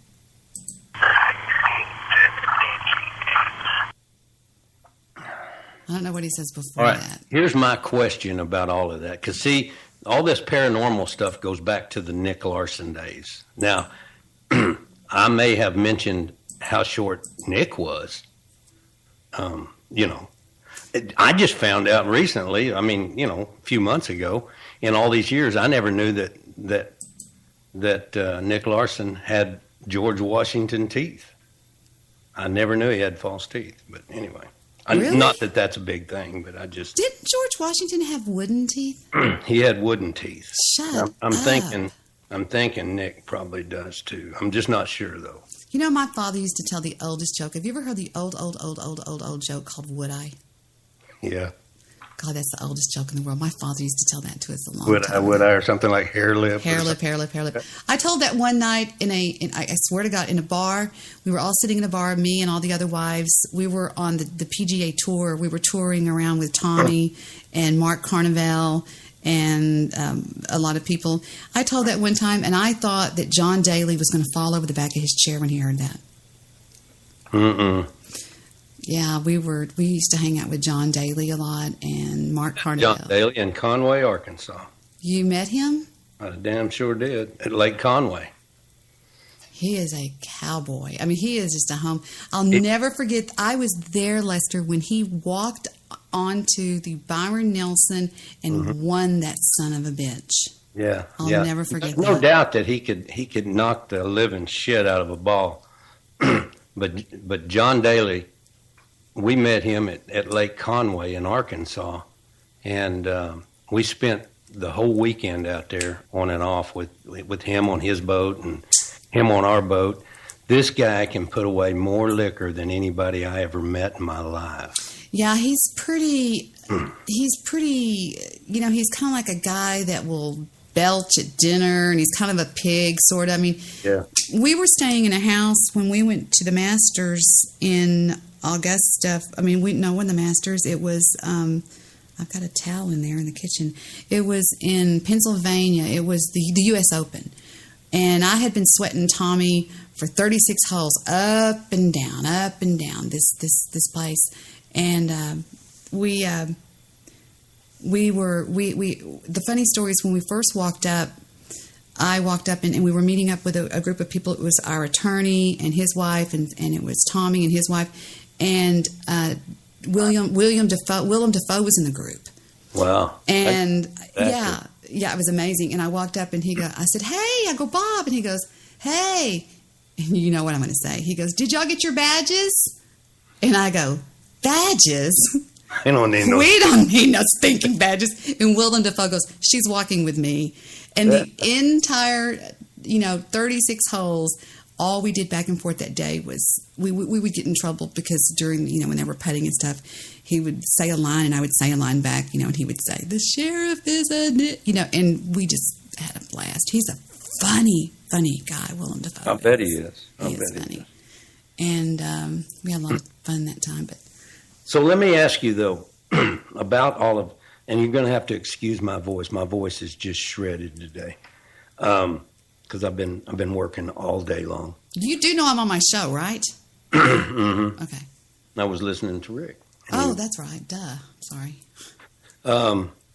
Anyway, on this EVP thing and all of those voices and ghosts and all of that sort of stuff, I just have a hard time understanding why, if these ghosts have the power to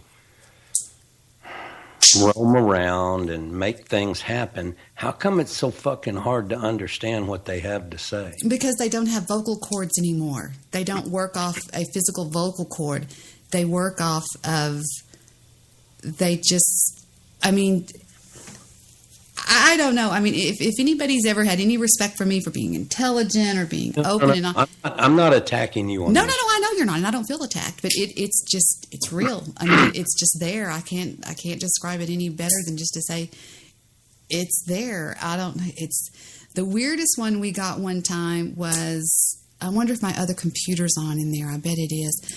There was we lived in Sunnyvale, and Victor was climbing around in the attic, and he was kind of recording up there, and I had a dog named Boomer. Boomer was a golden retriever, and Boomer would bark. Yeah, it's on. This is going to blow your mind. Victor was up there recording, and Boomer was a dog that would bark anytime something would start moving around in the backyard. Well, this EVP is called I Know Boomer is a Dog, because up there in the attic, you hear at the very end of the recording, you hear a voice. I think, and a lot of other people, including David Roundtree and a lot of people in the EVP community, this one actually got taken in and played for a bunch of people. You hear a voice that's completely metallic say, I know Boomer is a dog, and it's a whisper. And here it is right here. This one I've never played on my show. It's pretty mind-boggling. I think I might have played it once. This is pretty amazing. I'm getting it right here. It's called Original Boomer Hat. Boomer was a dog. I think that's the name of it. Here it is, the original Boomer. Okay, here it goes.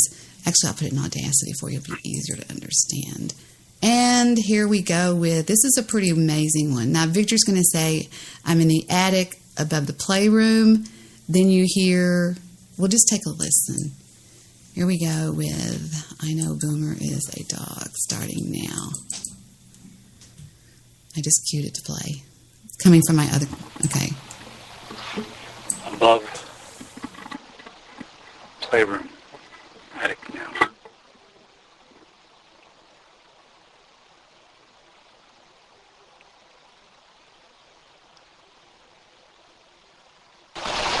I can talk right now. We were having a lot of problem with these EVPs. They were all over us saying Debbie and Debbie and Debbie. And it goes on for a while. Then you're going to hear like, it sounds like electricity. That's when they're coming. And then you hear it say, I know Boomer is a dog, after you hear Boomer barking. So I'm going to go forward to that part starting now. Remember, listen for Boomer.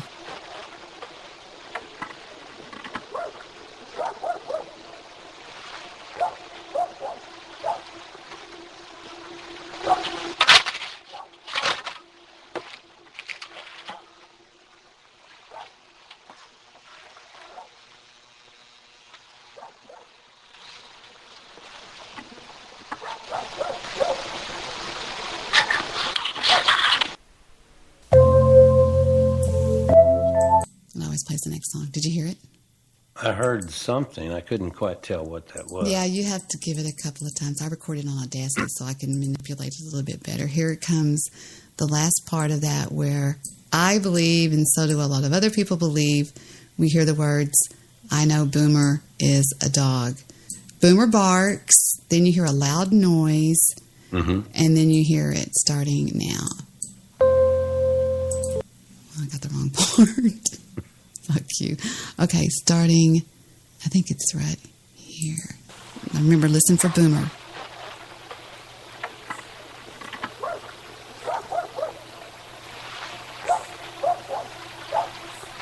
Loud noise. Here it comes. Electrical sounds. And right here. I heard it. Now, wicked. Here is the sentence itself, slowed down just a little bit, and I'm going to amp that up for everybody to hear because, I mean, he was completely alone up there. There was nobody up there with him, and the expert said that if it's a Class A EVP, you will hear a sound of electricity because that's what they work off of. And one day you will too, and I will too. Here we go again with I Know Boomer is a Dog.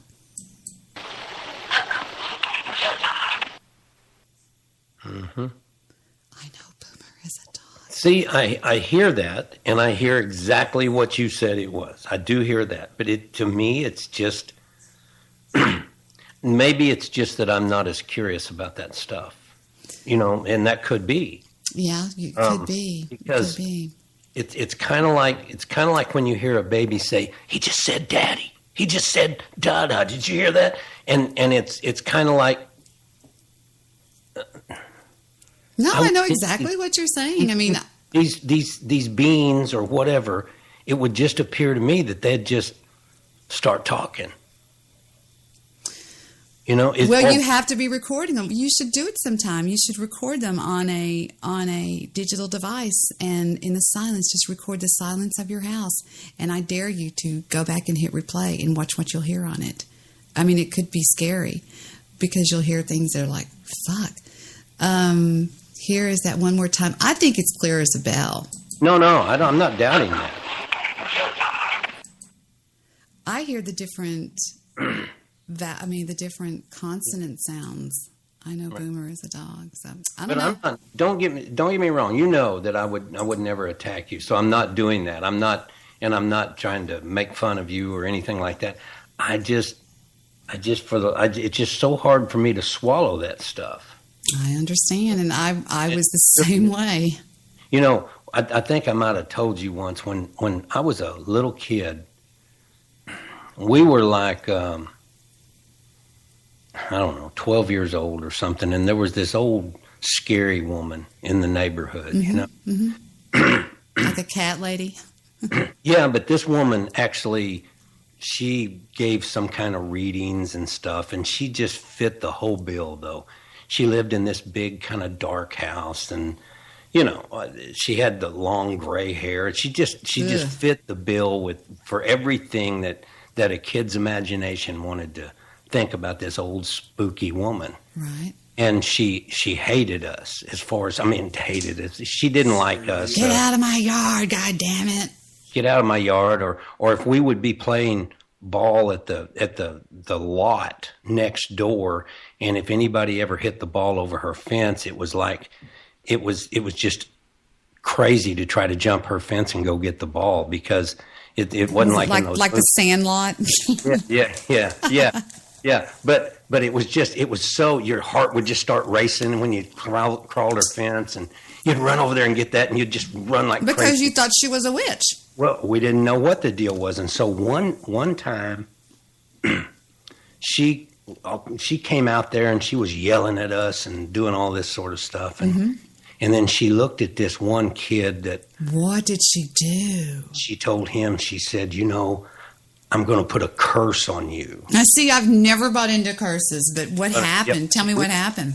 She said, "I'm going to put a curse on," because he had said something, "Oh, go on, you old bag," or something like that. And she said, "I'll put a curse on you that you will be a hindrance and a burden to your family the rest of your life, and this and that, and you'll go crazy." I mean, she just said all kinds of stuff. And then she gibbered off some stuff. And do you know? Fuck you, what? Years later, when we were 14, that friend of mine, I quit chewing on the cashews. What? I just froze. He killed himself.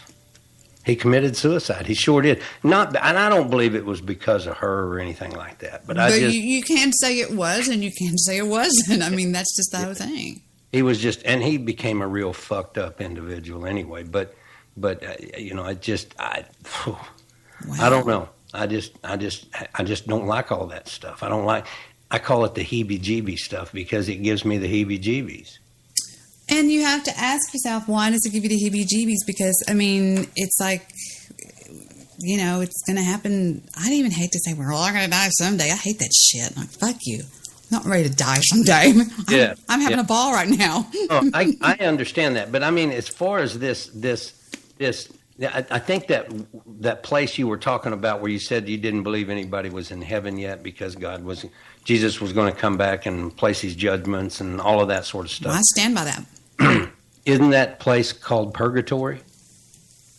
You know, if you want to give it a name, that's fine. But I don't believe that they've just got a long line out the door and there's St. Peter going check, check. You know. So you don't believe anybody's in heaven yet? No, absolutely not. See, I never thought of it that way. I've done a lot of research on the thing. I mean, I've been a student of the. Tell me to stop eating these fucking cashews. Stop eating those cashews. I am.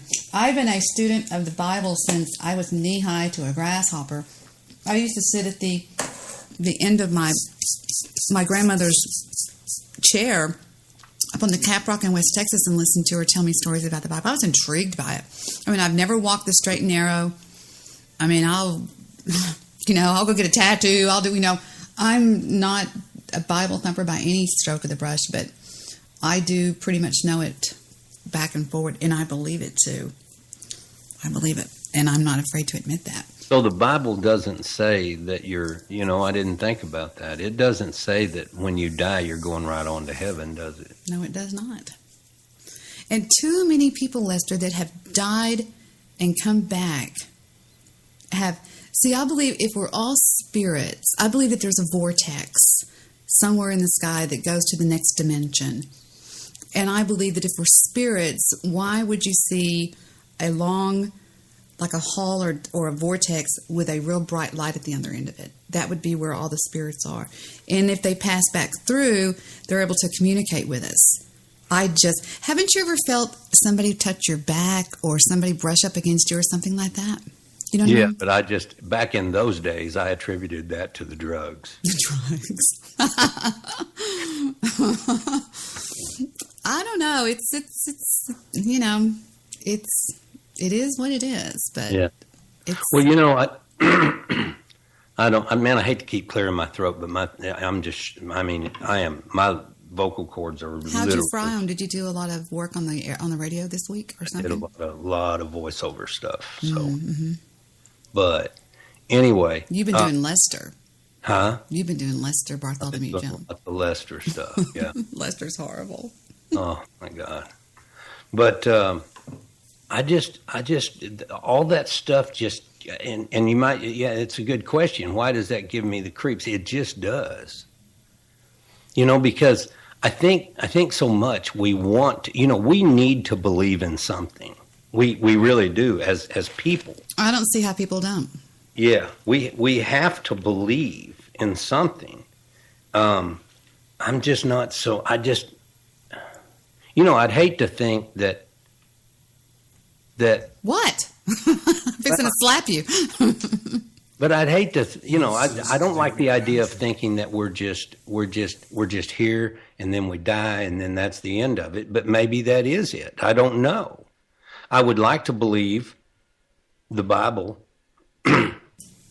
There's a lot of parts of the Bible that I wonder, but I do believe in solution, and I agree on this, that God created science, that whenever, everything that happened in the Bible, it all happened. Anytime you hear of somebody in the Bible hearing the voice of God, there's always a thunderstorm coming.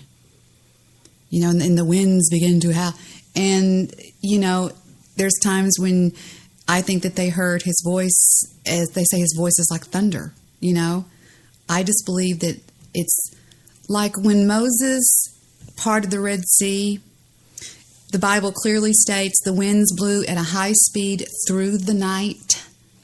And they have proven that in 3 places in the United States, this has been proven, that if over a shallow piece of water, that if flat winds blow, and it's called downwinds blow over it, it will part. You must have been reading my mind.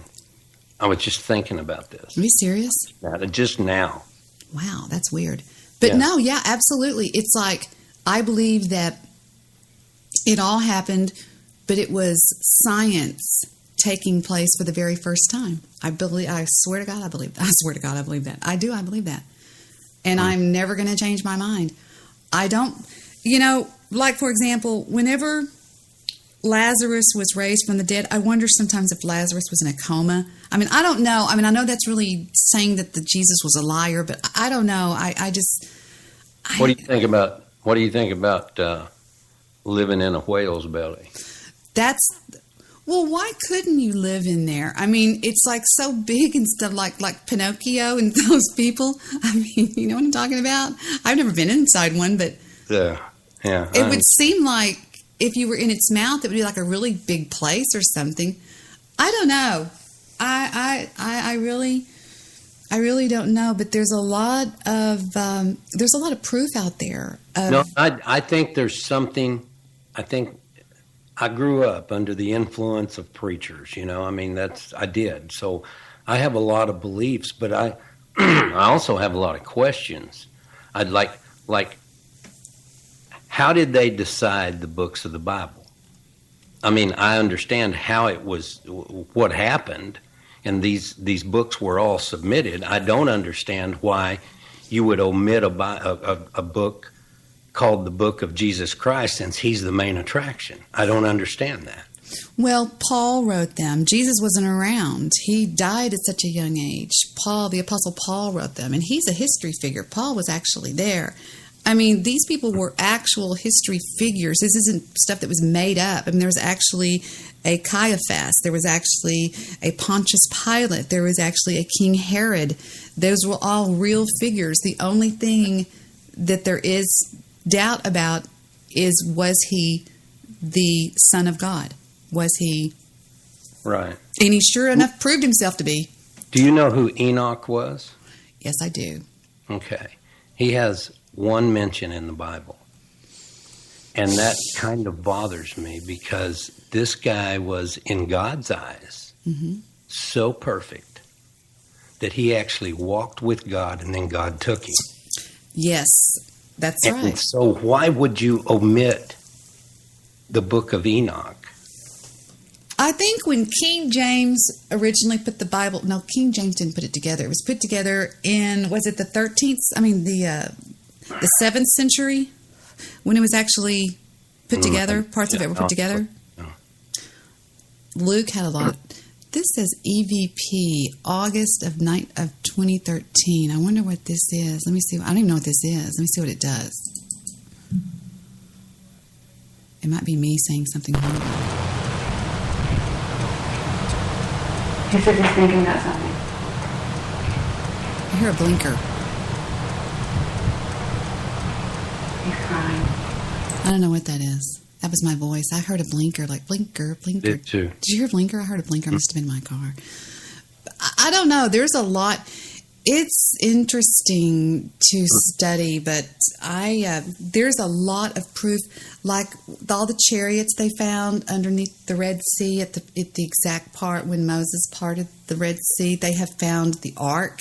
I know Stabby would kill me for saying that, but they have actually found Noah's Ark. They did, and it was exactly the... Boy, that had to be one smelly thing when they were floating around, right? Did you ever see Son of God? I don't believe I did. You never saw Son of God? Are you kidding? No. Boy, you really missed it. I don't even know if that's on Netflix or not. Oh, speaking of that, what was I going to say? I was going to 5th of April. I know, but I was going to ask you something. You were going to ask me something about Mad Men. Mad Men. Lester and I are hooked on Mad Men. Mad Men. I forgot what I was going to ask you now, but the other day I said, damn it, when I hung up on talking, I thought, shit, what? I didn't realize until the other day, I was just reading something about Mad Men. I didn't realize that the character that plays Don Draper in Mad Men, the reason that season was split is he had to go into rehab.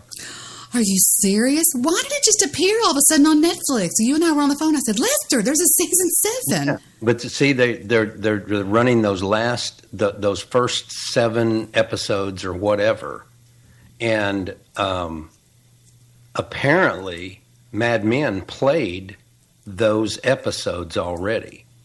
And then what happened is at the end of episode 7 or something like that, this fucker has to go into rehab. Are you serious? You read that? Yeah, I read that. Or I mean, I heard that on I didn't read it.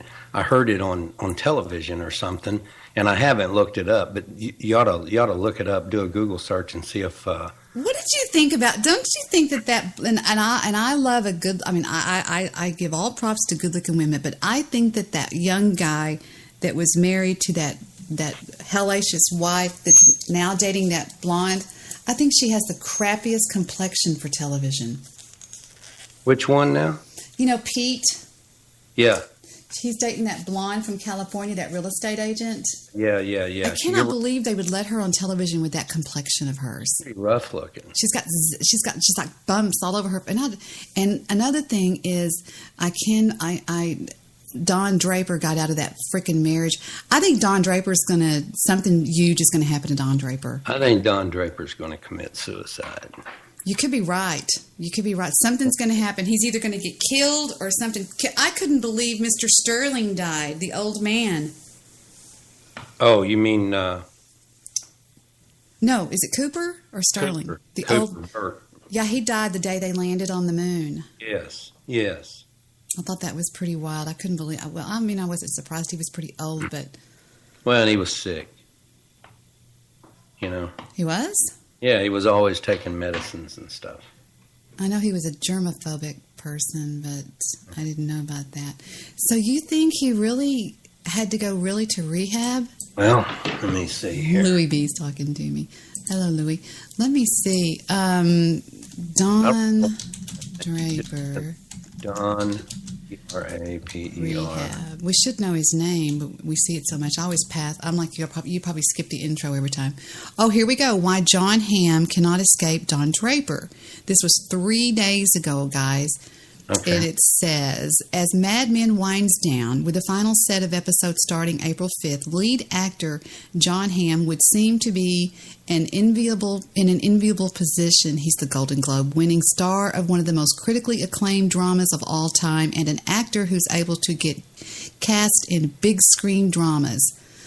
Then they list some of the things he does. And the cultish comedy he seems to prefer. But John Hamm is also a celebrity and one who is treated with unusually probing curiosity by the public at large. The revelation that Hamm recently completed rehab for alcohol abuse is the only latest incident of the needle Hamm has been trying to thread for years. He's an object of greater than usual curiosity from fans, curiosity he can't help but fuel with each development in a fairly enigmatic life. The rehab information was divulged through a publicist who requested privacy and sensitivity for the actor, the same goal he's been striving for to little avail throughout his career. There you go. Wow. See, I did hear that the other day. Wow. So he took on his role as Don Draper in real life. Have you noticed in that show they drink? God. Just like... oh, hell, I just took the most massive shit. Let's drink on it. They drink every scene. They walk into an office, they drink. They go home, they drink. That's all they do is drink. But you know, one thing amazing is to watch the way the world changes throughout the episode. Mm-hmm. You know, with the hippies coming on and just different things like that. I just find it... Did you notice the things in the show all along that are such...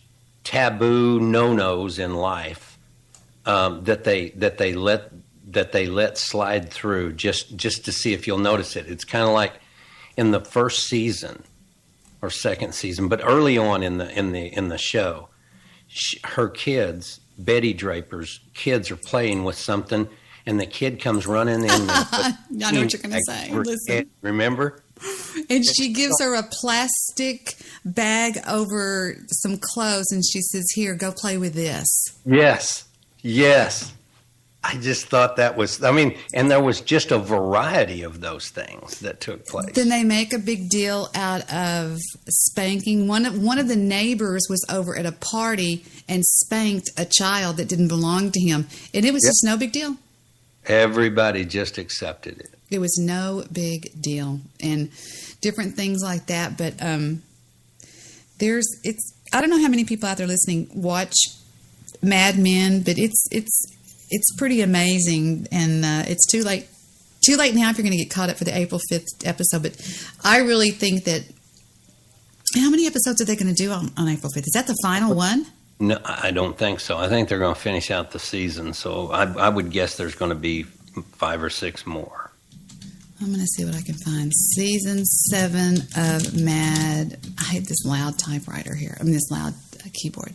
Here we go. Wikipedia, who knows everything. Oh, you can see all the seasons. God, I'm so glad that he got rid of that. Oh, look, 23 hours ago. This just came out. It says... What is this? horrible wife. It's not only the 1960s that will come to an end when Mad Men reaches its conclusion on May 17th, but also a chapter of television history. Since its debut in 2007, this influential period drama has shaped our present while turning its lens on the past. This series, which returns for its final 7 episodes, has helped to revive fashion and pop culture in a tumultuous decade, while also reminding viewers of the racism, sexism, and selfishness that was endemic to one of the most picked-over eras in American history. There you go. It is amazing. I mean, it really everything. They were very meticulous about this. There's no telling the amount of money they spent on the clothing and the props that they used and everything. It's crazy. I thought it was really cool when Don Draper's wife went and banged that guy in the storage room of a bar. You know, I must have just breezed over that or something because... Oh, he nailed her too. He didn't know her?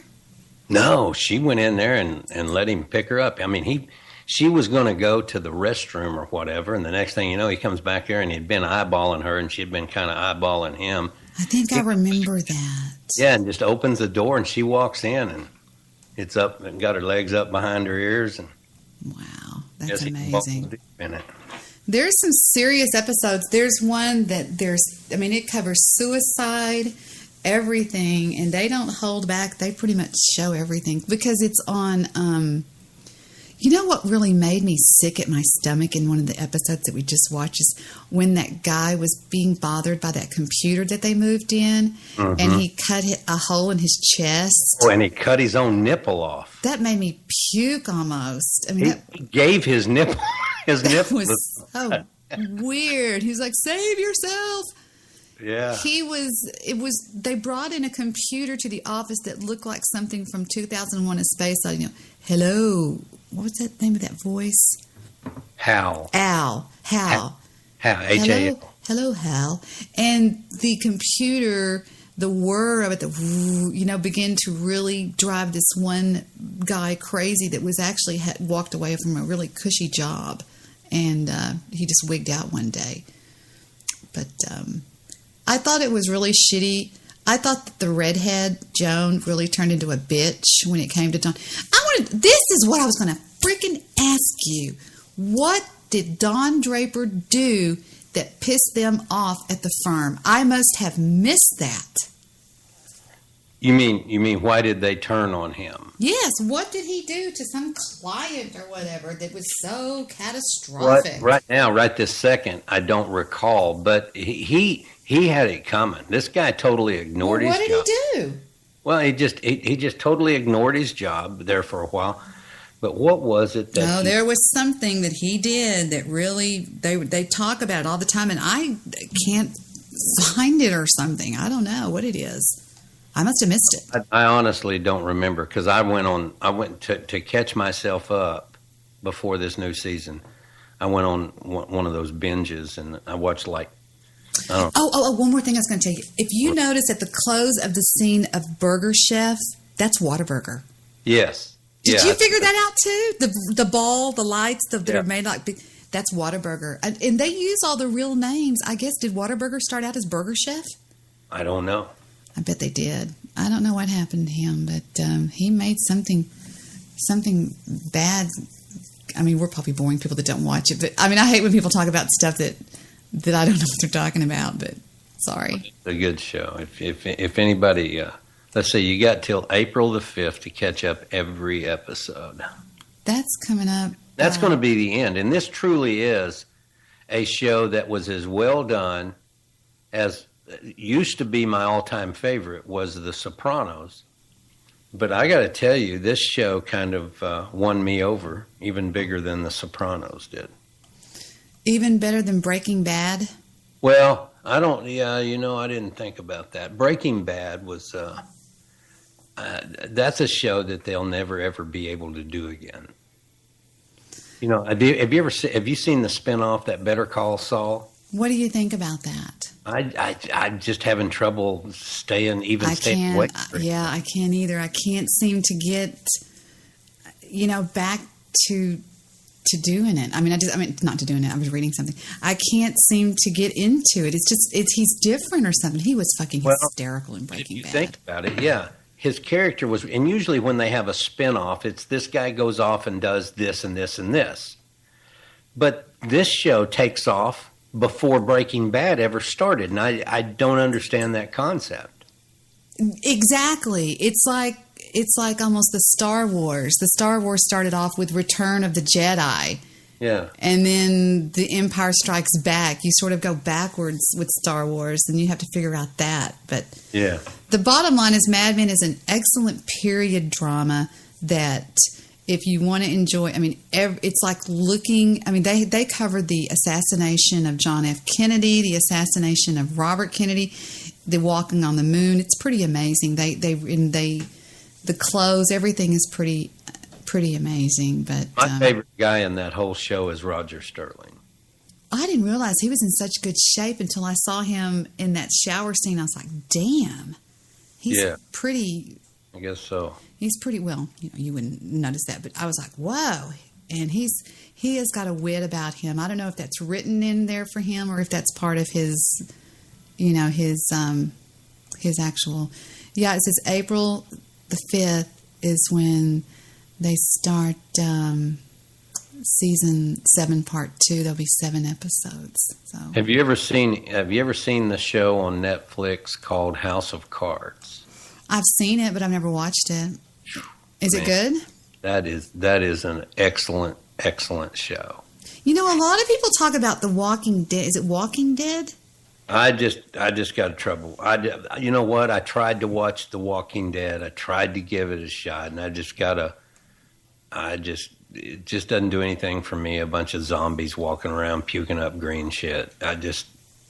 And people killing each other and stuff. If you liked the movie Catch Me If You Can, starring the little guy, what's his name? Whatever. You will love Mad Men. So. Yeah, because it's in the same kind of time frame. Exactly. But no, I can't do that. I can't get into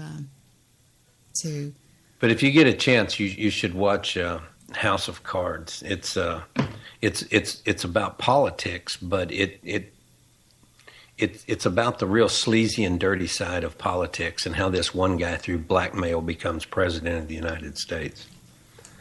I just watched a movie like that called Wag the Dog. Have you ever seen Wag the Dog? Yeah, I've seen that. That was a good movie. That's a really good movie. I think that not Al Pacino, but was it Al Pacino? Yeah, no, not Al Pacino, but Dustin Hoffman plays an amazing character in that. Yeah. But you would like this show because it stars Kevin Spacey. And, I love him. He does television? Yeah, it's his show. He produces it. It's got to be amazing, man. It's the best. When I say the best, I just got through saying Mad Men was the best, but it's a good show. Mad Men is something I can almost watch over and over again, but I just hate the way they end. It seems like things used to go on for a lot longer than that, but yeah, they quit. Like, how long did that damn Friends go in that? Didn't that go on for like forever or something? A long time. I think Friends just gave everybody a false reality of what their friends are like. I never got into Friends. Mm-mm. I never got into that. I just really didn't watch that. I just now started, the past few years, started watching the reruns of Seinfeld. The only reason I watch it, though, is for Cosmo Kramer. That's it. When he comes in the door. He's the best. I was playing that comedian Bill Burr. I think he's funny as hell. He is. He is funny. You have to really... About him, I've listened to a lot of his stuff. He's funny. And that helicopter deal really was funny. He's going, well, they're... Born in 1938, established as a community. He goes...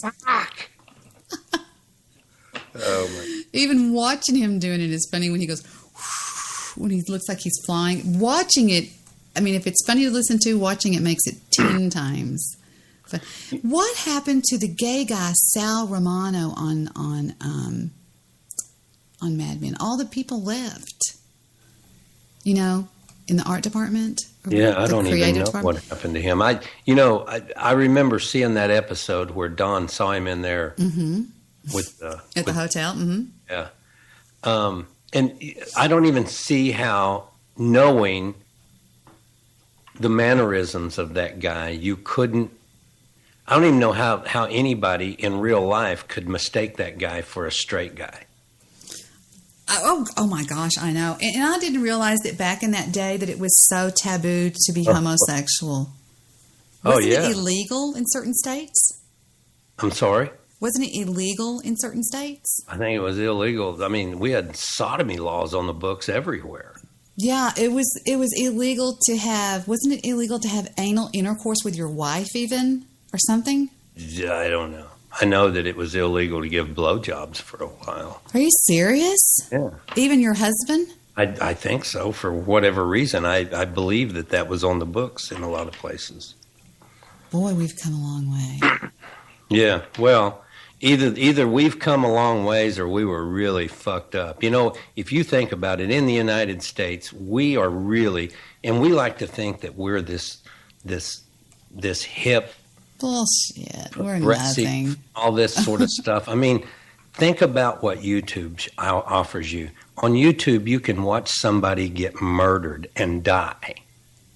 Yeah, but if you show a woman's nipple, you are fucking done there. That is pretty stupid. And you know, they're not like that in other countries. They're more relaxed about things. Yeah. You know, once when I went to Adelaide, Australia. You did? Yeah. Several years ago. I went down there and I hung out there for like, I don't know, 2 months, whatever. And I saw some television there, and they're like, women are topless, you know, I don't mean just gratuitously, but it was like, it wasn't any big deal. That's the way the French are, aren't they? Yeah. They're real laid back they have nude beaches everywhere and stuff. And you mean in France? I mean France. I don't know, what did I say? You said that French is, Yeah, in right. France they are. I think the French just need to learn how to take a fucking bath and use deodorant and shave. Yeah, I know. You know, I don't know about you, but that just grosses me out, seeing a big old bush under somebody's arm. I can't think about that. I mean, I don't have hair from the neck down. I don't believe in it. I just think it's horrible. I mean, I've spent a lot of money, but it's not there, but whatever. Well, I think you know what? I was going to show y'all this. We were talking about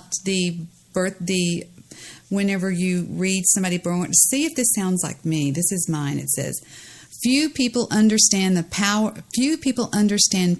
the same way a person born on blank does. Aquarians make their own rules, and they are not afraid to strike out in any unexpected direction. Distinctive in appearance and attitude, they set an example for others. Their strength of character and steely intelligence give them a unique persona. They use these talents to their advantage. Because of their standoffish personality, people born on this day are more likely to have admirers than friends. It's not uncommon for them to become involved with someone much older or much younger. They do not believe that age is a drawback to any romantic happiness. People born on this day have the insight to understand which aspects of their upbringing may have been too strict or old-fashioned, but do not hold this against their parents. As parents, they are sticklers for discipline, yet they have an emotional flexibility to understand their youngsters' needs to test boundaries. Women born on this day have some very unusual ideas about keeping fit, often endorsing peculiar and restrictive diets. They understand. I've gone on an ice cream diet before. They understand what they need to do to stay healthy, and they do it. They indulge in a hectic lifestyle and then slow down to accommodate a period of rest and recuperation. They need to transcend the boundaries of their existence through work. They are often drawn to professions that let them exert authority. Because they know the worth of power, they are unlikely to misuse it. They do not trust their finances to anyone. People born on this day choose to plot a course. They're likely to exhibit amazing reserves of willpower and determination. They are more likely to succeed if they are in opposition. They thrive under pressure and need to prove what they are made of, both to themselves and to the important people in their life. Wow. Does that sound like me? Yeah, I think so. Yeah, I guess. Yeah, I guess. Yeah. You know, I used to know these people that they just lived by their horoscope, literally. I haven't read mine in years. But my thought was, and I asked him, I said, why don't you, instead of starting off the day reading your horoscope. Why don't you, at the end of the day, read your horoscope and And see what happened. They wouldn't do that. I don't know. I don't believe in horoscopes. The one thing that I used to do that I thought was amazing, and it used to amaze a lot of people on my show, I'll admit it, and I'm just as normal as all of you people out there. I mean, I don't do anything different than anybody else does. I used to do 3-card tarot readings to people, and it was I don't read tarot cards. I don't understand tarot cards, but I would do what's called a 3-card reading. Past, present, and future, and it was mind-boggling to the people. It would freak me out, and it would freak my callers out. I mean, we would just hit them, boom, boom, boom, boom, boom. Derek would get them on the line, and I would then throw them over to me, and it was just mind-boggling. And the people were just coming into droves to listen to them. It's called a 3-card tarot card reading, and it even got to where it scared me. I was like, fuck, this is weird. And I quit doing it because I thought it really did. It got spooky because people would call in and I would say, I don't believe that anybody can tell the future, but I would say things like, something really is fixing to happen at your work, and I don't know what it is, but there's definitely something fixing to happen. They would call me 3 days later and say, Debbie, I got fired.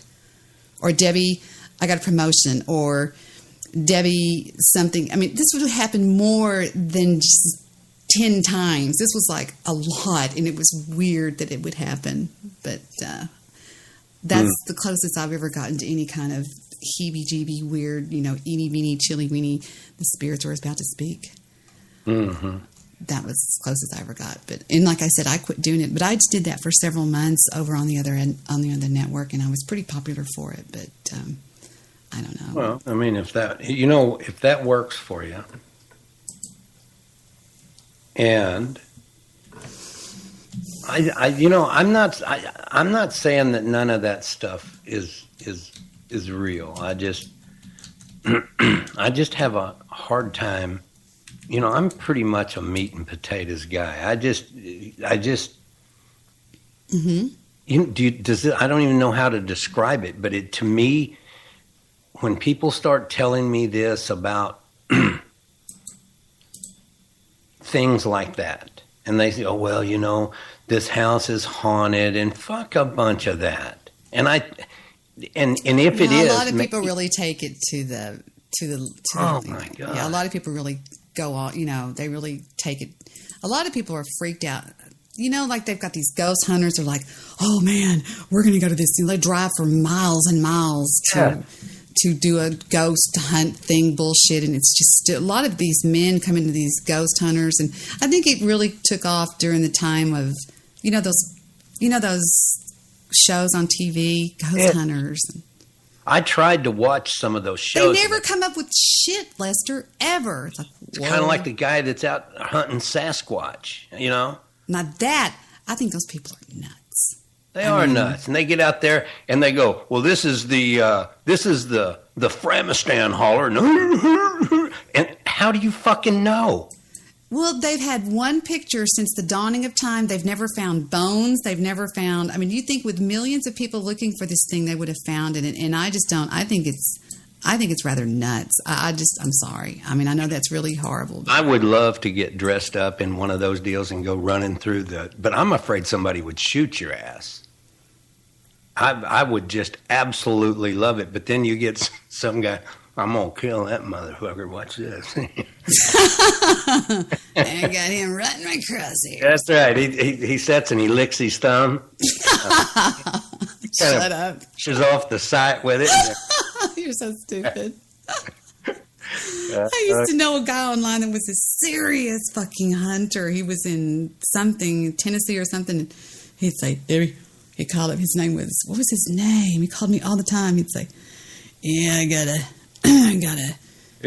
a camera out behind the house, and he wants to send you a video. And this guy was one of these guys that would work those cranes, those real freaking tall, out there on the coastline and stuff. And he'd say, yeah, I was up there on my crane today, and I was thinking about you. And I'd be thinking, this guy's weird. But he'd send me these videos, and it'd be like one of these night vision type things, and a deer would walk up and just look in the camera, and I'd think, do you see that deer? I'm going to get that deer. And I'm like, I'm going to kill that son of a bitch. Oh, I hate that. I just can't stand that shit. But He would say, last night we saw a 14-point buck on the camera. Oh, see, I've got a real good friend, and he eats, lives, and drinks deer hunting. Oh, fuck. And I just cannot help myself when he comes.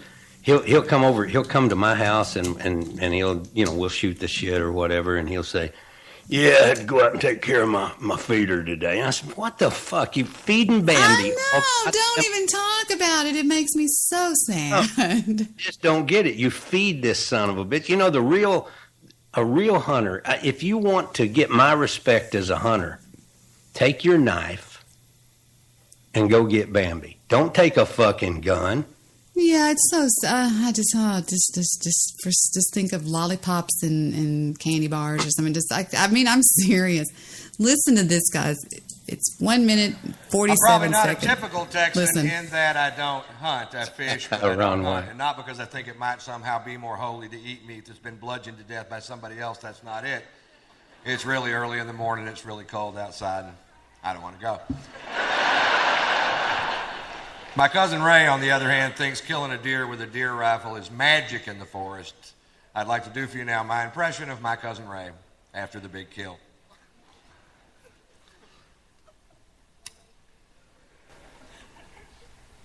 Well, it was 4 in the morning. 22 degrees outside. Of course, you weren't there. Pussy.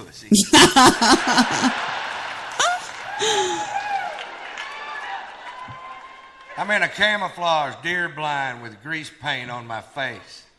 I've got deer urine on my boots. I'm not sure why. I made that part up. I got a 30-06 with a 12-power scope and a bullet that'll travel 2,200 feet per second.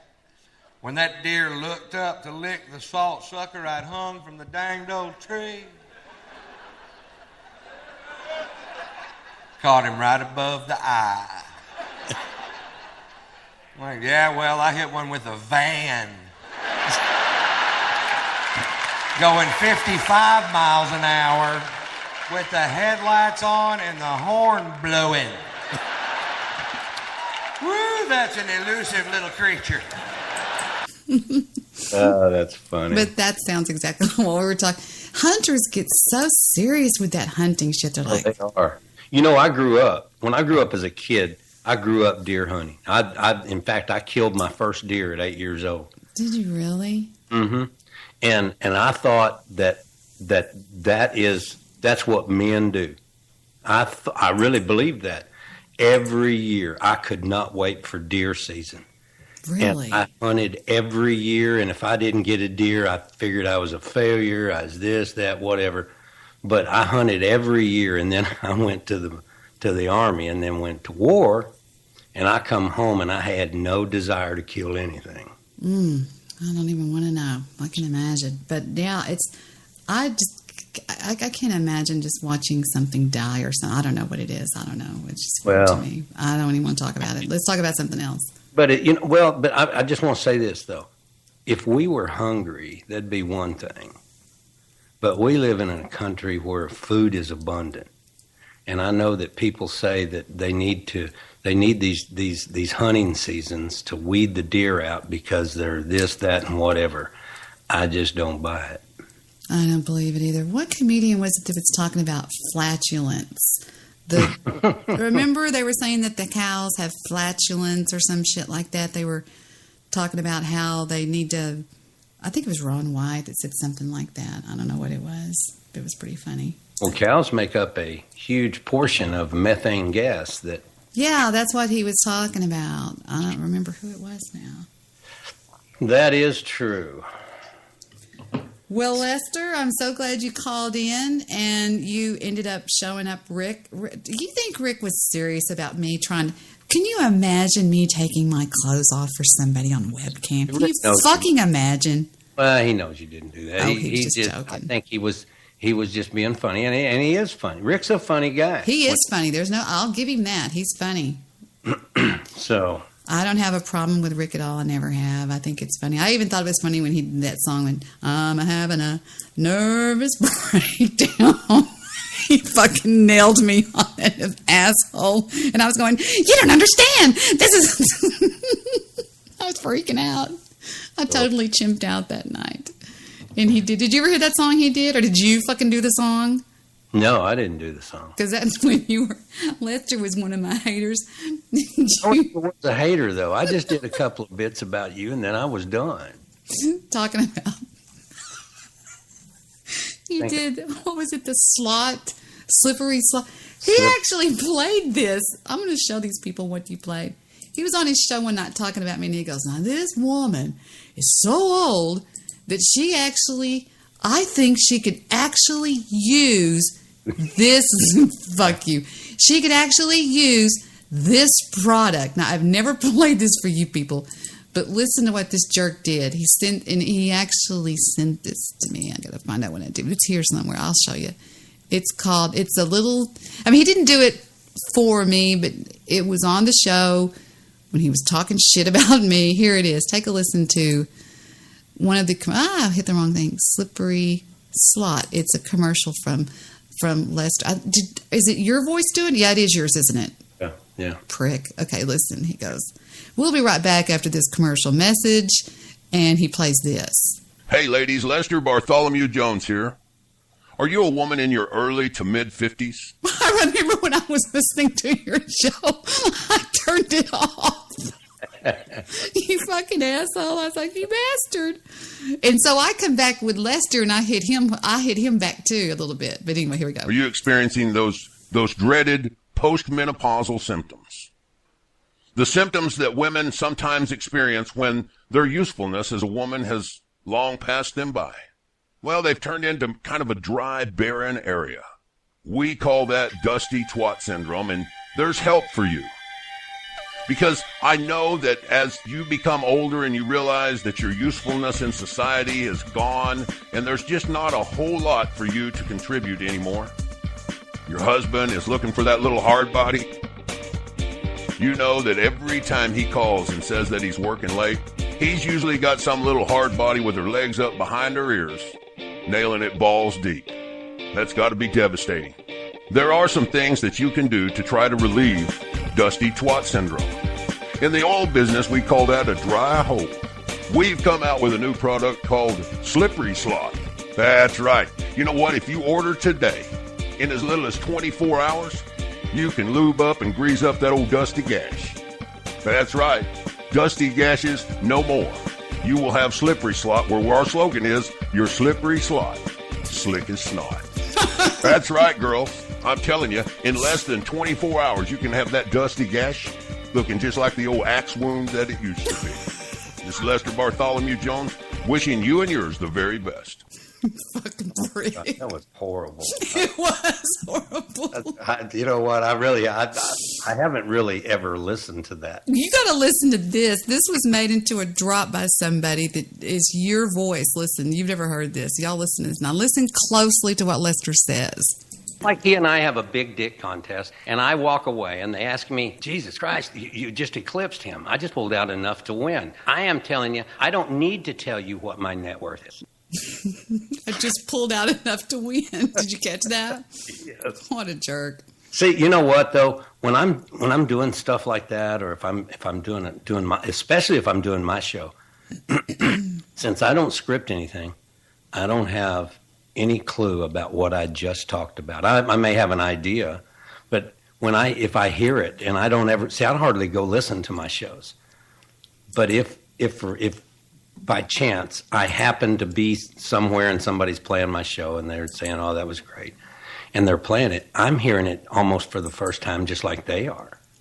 Do you remember that little fairy on here named Iconoclast that went after me and he was going to sue me and I'm going to get everything she owns, he said. Yeah. And I can't wait to be sitting across the table from her. And he said this. He said, so I can. And that was when Lester made the turn. He thought, wait a minute. This sounds like a bunch of shit to me. Well, I did a bit. We'll close with this. But I did a bit.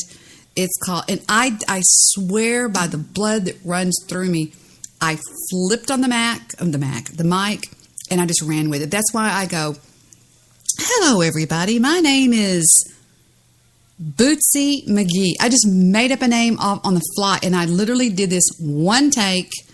And this is me getting back at Lester Bartholomew Jones somewhat. And sort of after, I mean, of course it didn't insult him much, but after I did this, then just for some unknown reason, Lester just calls me out of the blue one night and he just goes, "Hey, Debbie, this is Lester." And I said, "Hey."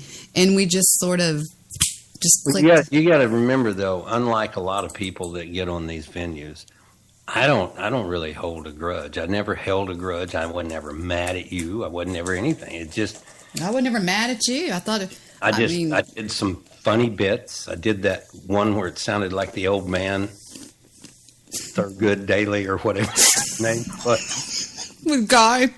Do you remember that? Guy still plays that sometimes. That's funny as shit. But Thurgood Daly, asshole. Daly, I think is what I called myself. You said, I hate this fucking bitch. It was good. Here's my take. This is not Bugsy McGee. Bootsy McGee is actually the character Iconoclast. He was a guy on here that was going to sue me, take me down. He had he paid a private eye to follow my daughter around. This is a true story. I wouldn't lie. So I come off with this. And until next time, I am Debbie for Lester Bartholomew Jones, who always graces us with his presence. We are not worthy. We'll see you the next time we do this. Take care. You too. Here we go with Lester. I just called it Lester for some reason. Bye, everybody. We'll see you next time. Hello, all you beautiful people out there in Spreaker Land. This is Bootsy McGee here on Spreaker.com, and I'm here to talk to you about haters. You know what they say, haters gonna hate. And you know that's right, haters is just gonna hate. Now, we have some interviews here today. Our first interview is with our friend Lester the Molester. Lester, how are you today? Well, that's just really, really good. And what do you know about haters? Can you tell us about haters, Lester? Why, yes, I can. I am Chester the Molester, and I'm here to tell you that I am only 22 years old. But I'm here to talk to you about a hater on this here Spreaker.com, and her name is Debbie Daly. She is 153 years old, and she is the driest old hag you've ever seen in your life. And she's a no-talent hack, and she's a hater. Oh, she's a drama queen, too. The loneliest old twat you ever saw in your life. And us down here in Texas, now you know I'm here on my brother-in-law, Johnny's radio station, 'cause he lets me be on here. I ain't got a wife. My wife done left me years ago 'cause I'm an old piece of shit. I'm fat, I'm old, and as a matter of fact, if you look at the picture of me on my show page here, that's the best picture I've ever had took, and I look like shit in it. So you can imagine what I look like in person. What about you, Bootsy? Oh, no, you don't. You're not going to get me to talk bad about Debbie Daly. I actually love Debbie Daly. Because you know something? They may call me Bootsy McGee here on the network, but I'm really a boy. I'm a boy. I'm a male. And I hate haters. As a matter of fact, I hate everything. I hate you. I hate me. I hate my mother. I hate my brother. No, wait a minute. I don't have a brother or a mother. I forgot. I hate my dog. Do I have a dog? I got a cat. That's the closest thing I've ever come to pussy anyway. And I'm going to tell you what, but I've got this person that I'm going to sue. I'm going to get everything she owns. Everything she owns. And I can't wait till I'm sitting across from her and I can say, "Hey, you old mean thing, I'm going to get that quilt on your bed and I'm going to burn it. And I'm going to say, yee-haw! Ding dong, the witch is dead. Witch, oh witch, Did you go to see Wicked? I love going to see plays and orchestras and stuff like that. You know, I'm married. I am married to a man that I love, and I am so rich. Ooh, I drive a BMW, and I make so much money, but I never have to work. I don't know how I get all my money, but I don't have to work. Isn't that funny? You know, a lot of people think I live here with my mother, but I don't. I promise I don't. And I'm half Italian. My daddy was Italian. But I hate my daddy, and my daddy hates me. I only love my mama and my grandma. Bootsy, that's got to be the sweetest thing I ever did hear anybody say. Now, I'm going to remind you one more time that I'm Chester the Molester. And I am here. Excuse me, my name is Lester the Molester. I'm sorry about that. And I'm here on Spreaker.com to tell you, do not go over to the Debbie Daily Show. She is so old and so dried up, and she's a nasty old twat. You stay over here at the Lester Show, where we've got talent, and we've got brains, and we've got, better than that, we've got a brother-in-law named Johnny that got on iHeartRadio. Now, I didn't make it on iHeartRadio, nor did my friends, and we're out to wreak havoc on this network until they all hate us. I gotta go now, Bootsy. It's been fun being here on your show, babe. I'll talk to you next time. Until then, this is Lester the Molester saying goodbye, everybody, and don't forget to hate Debbie on the way out.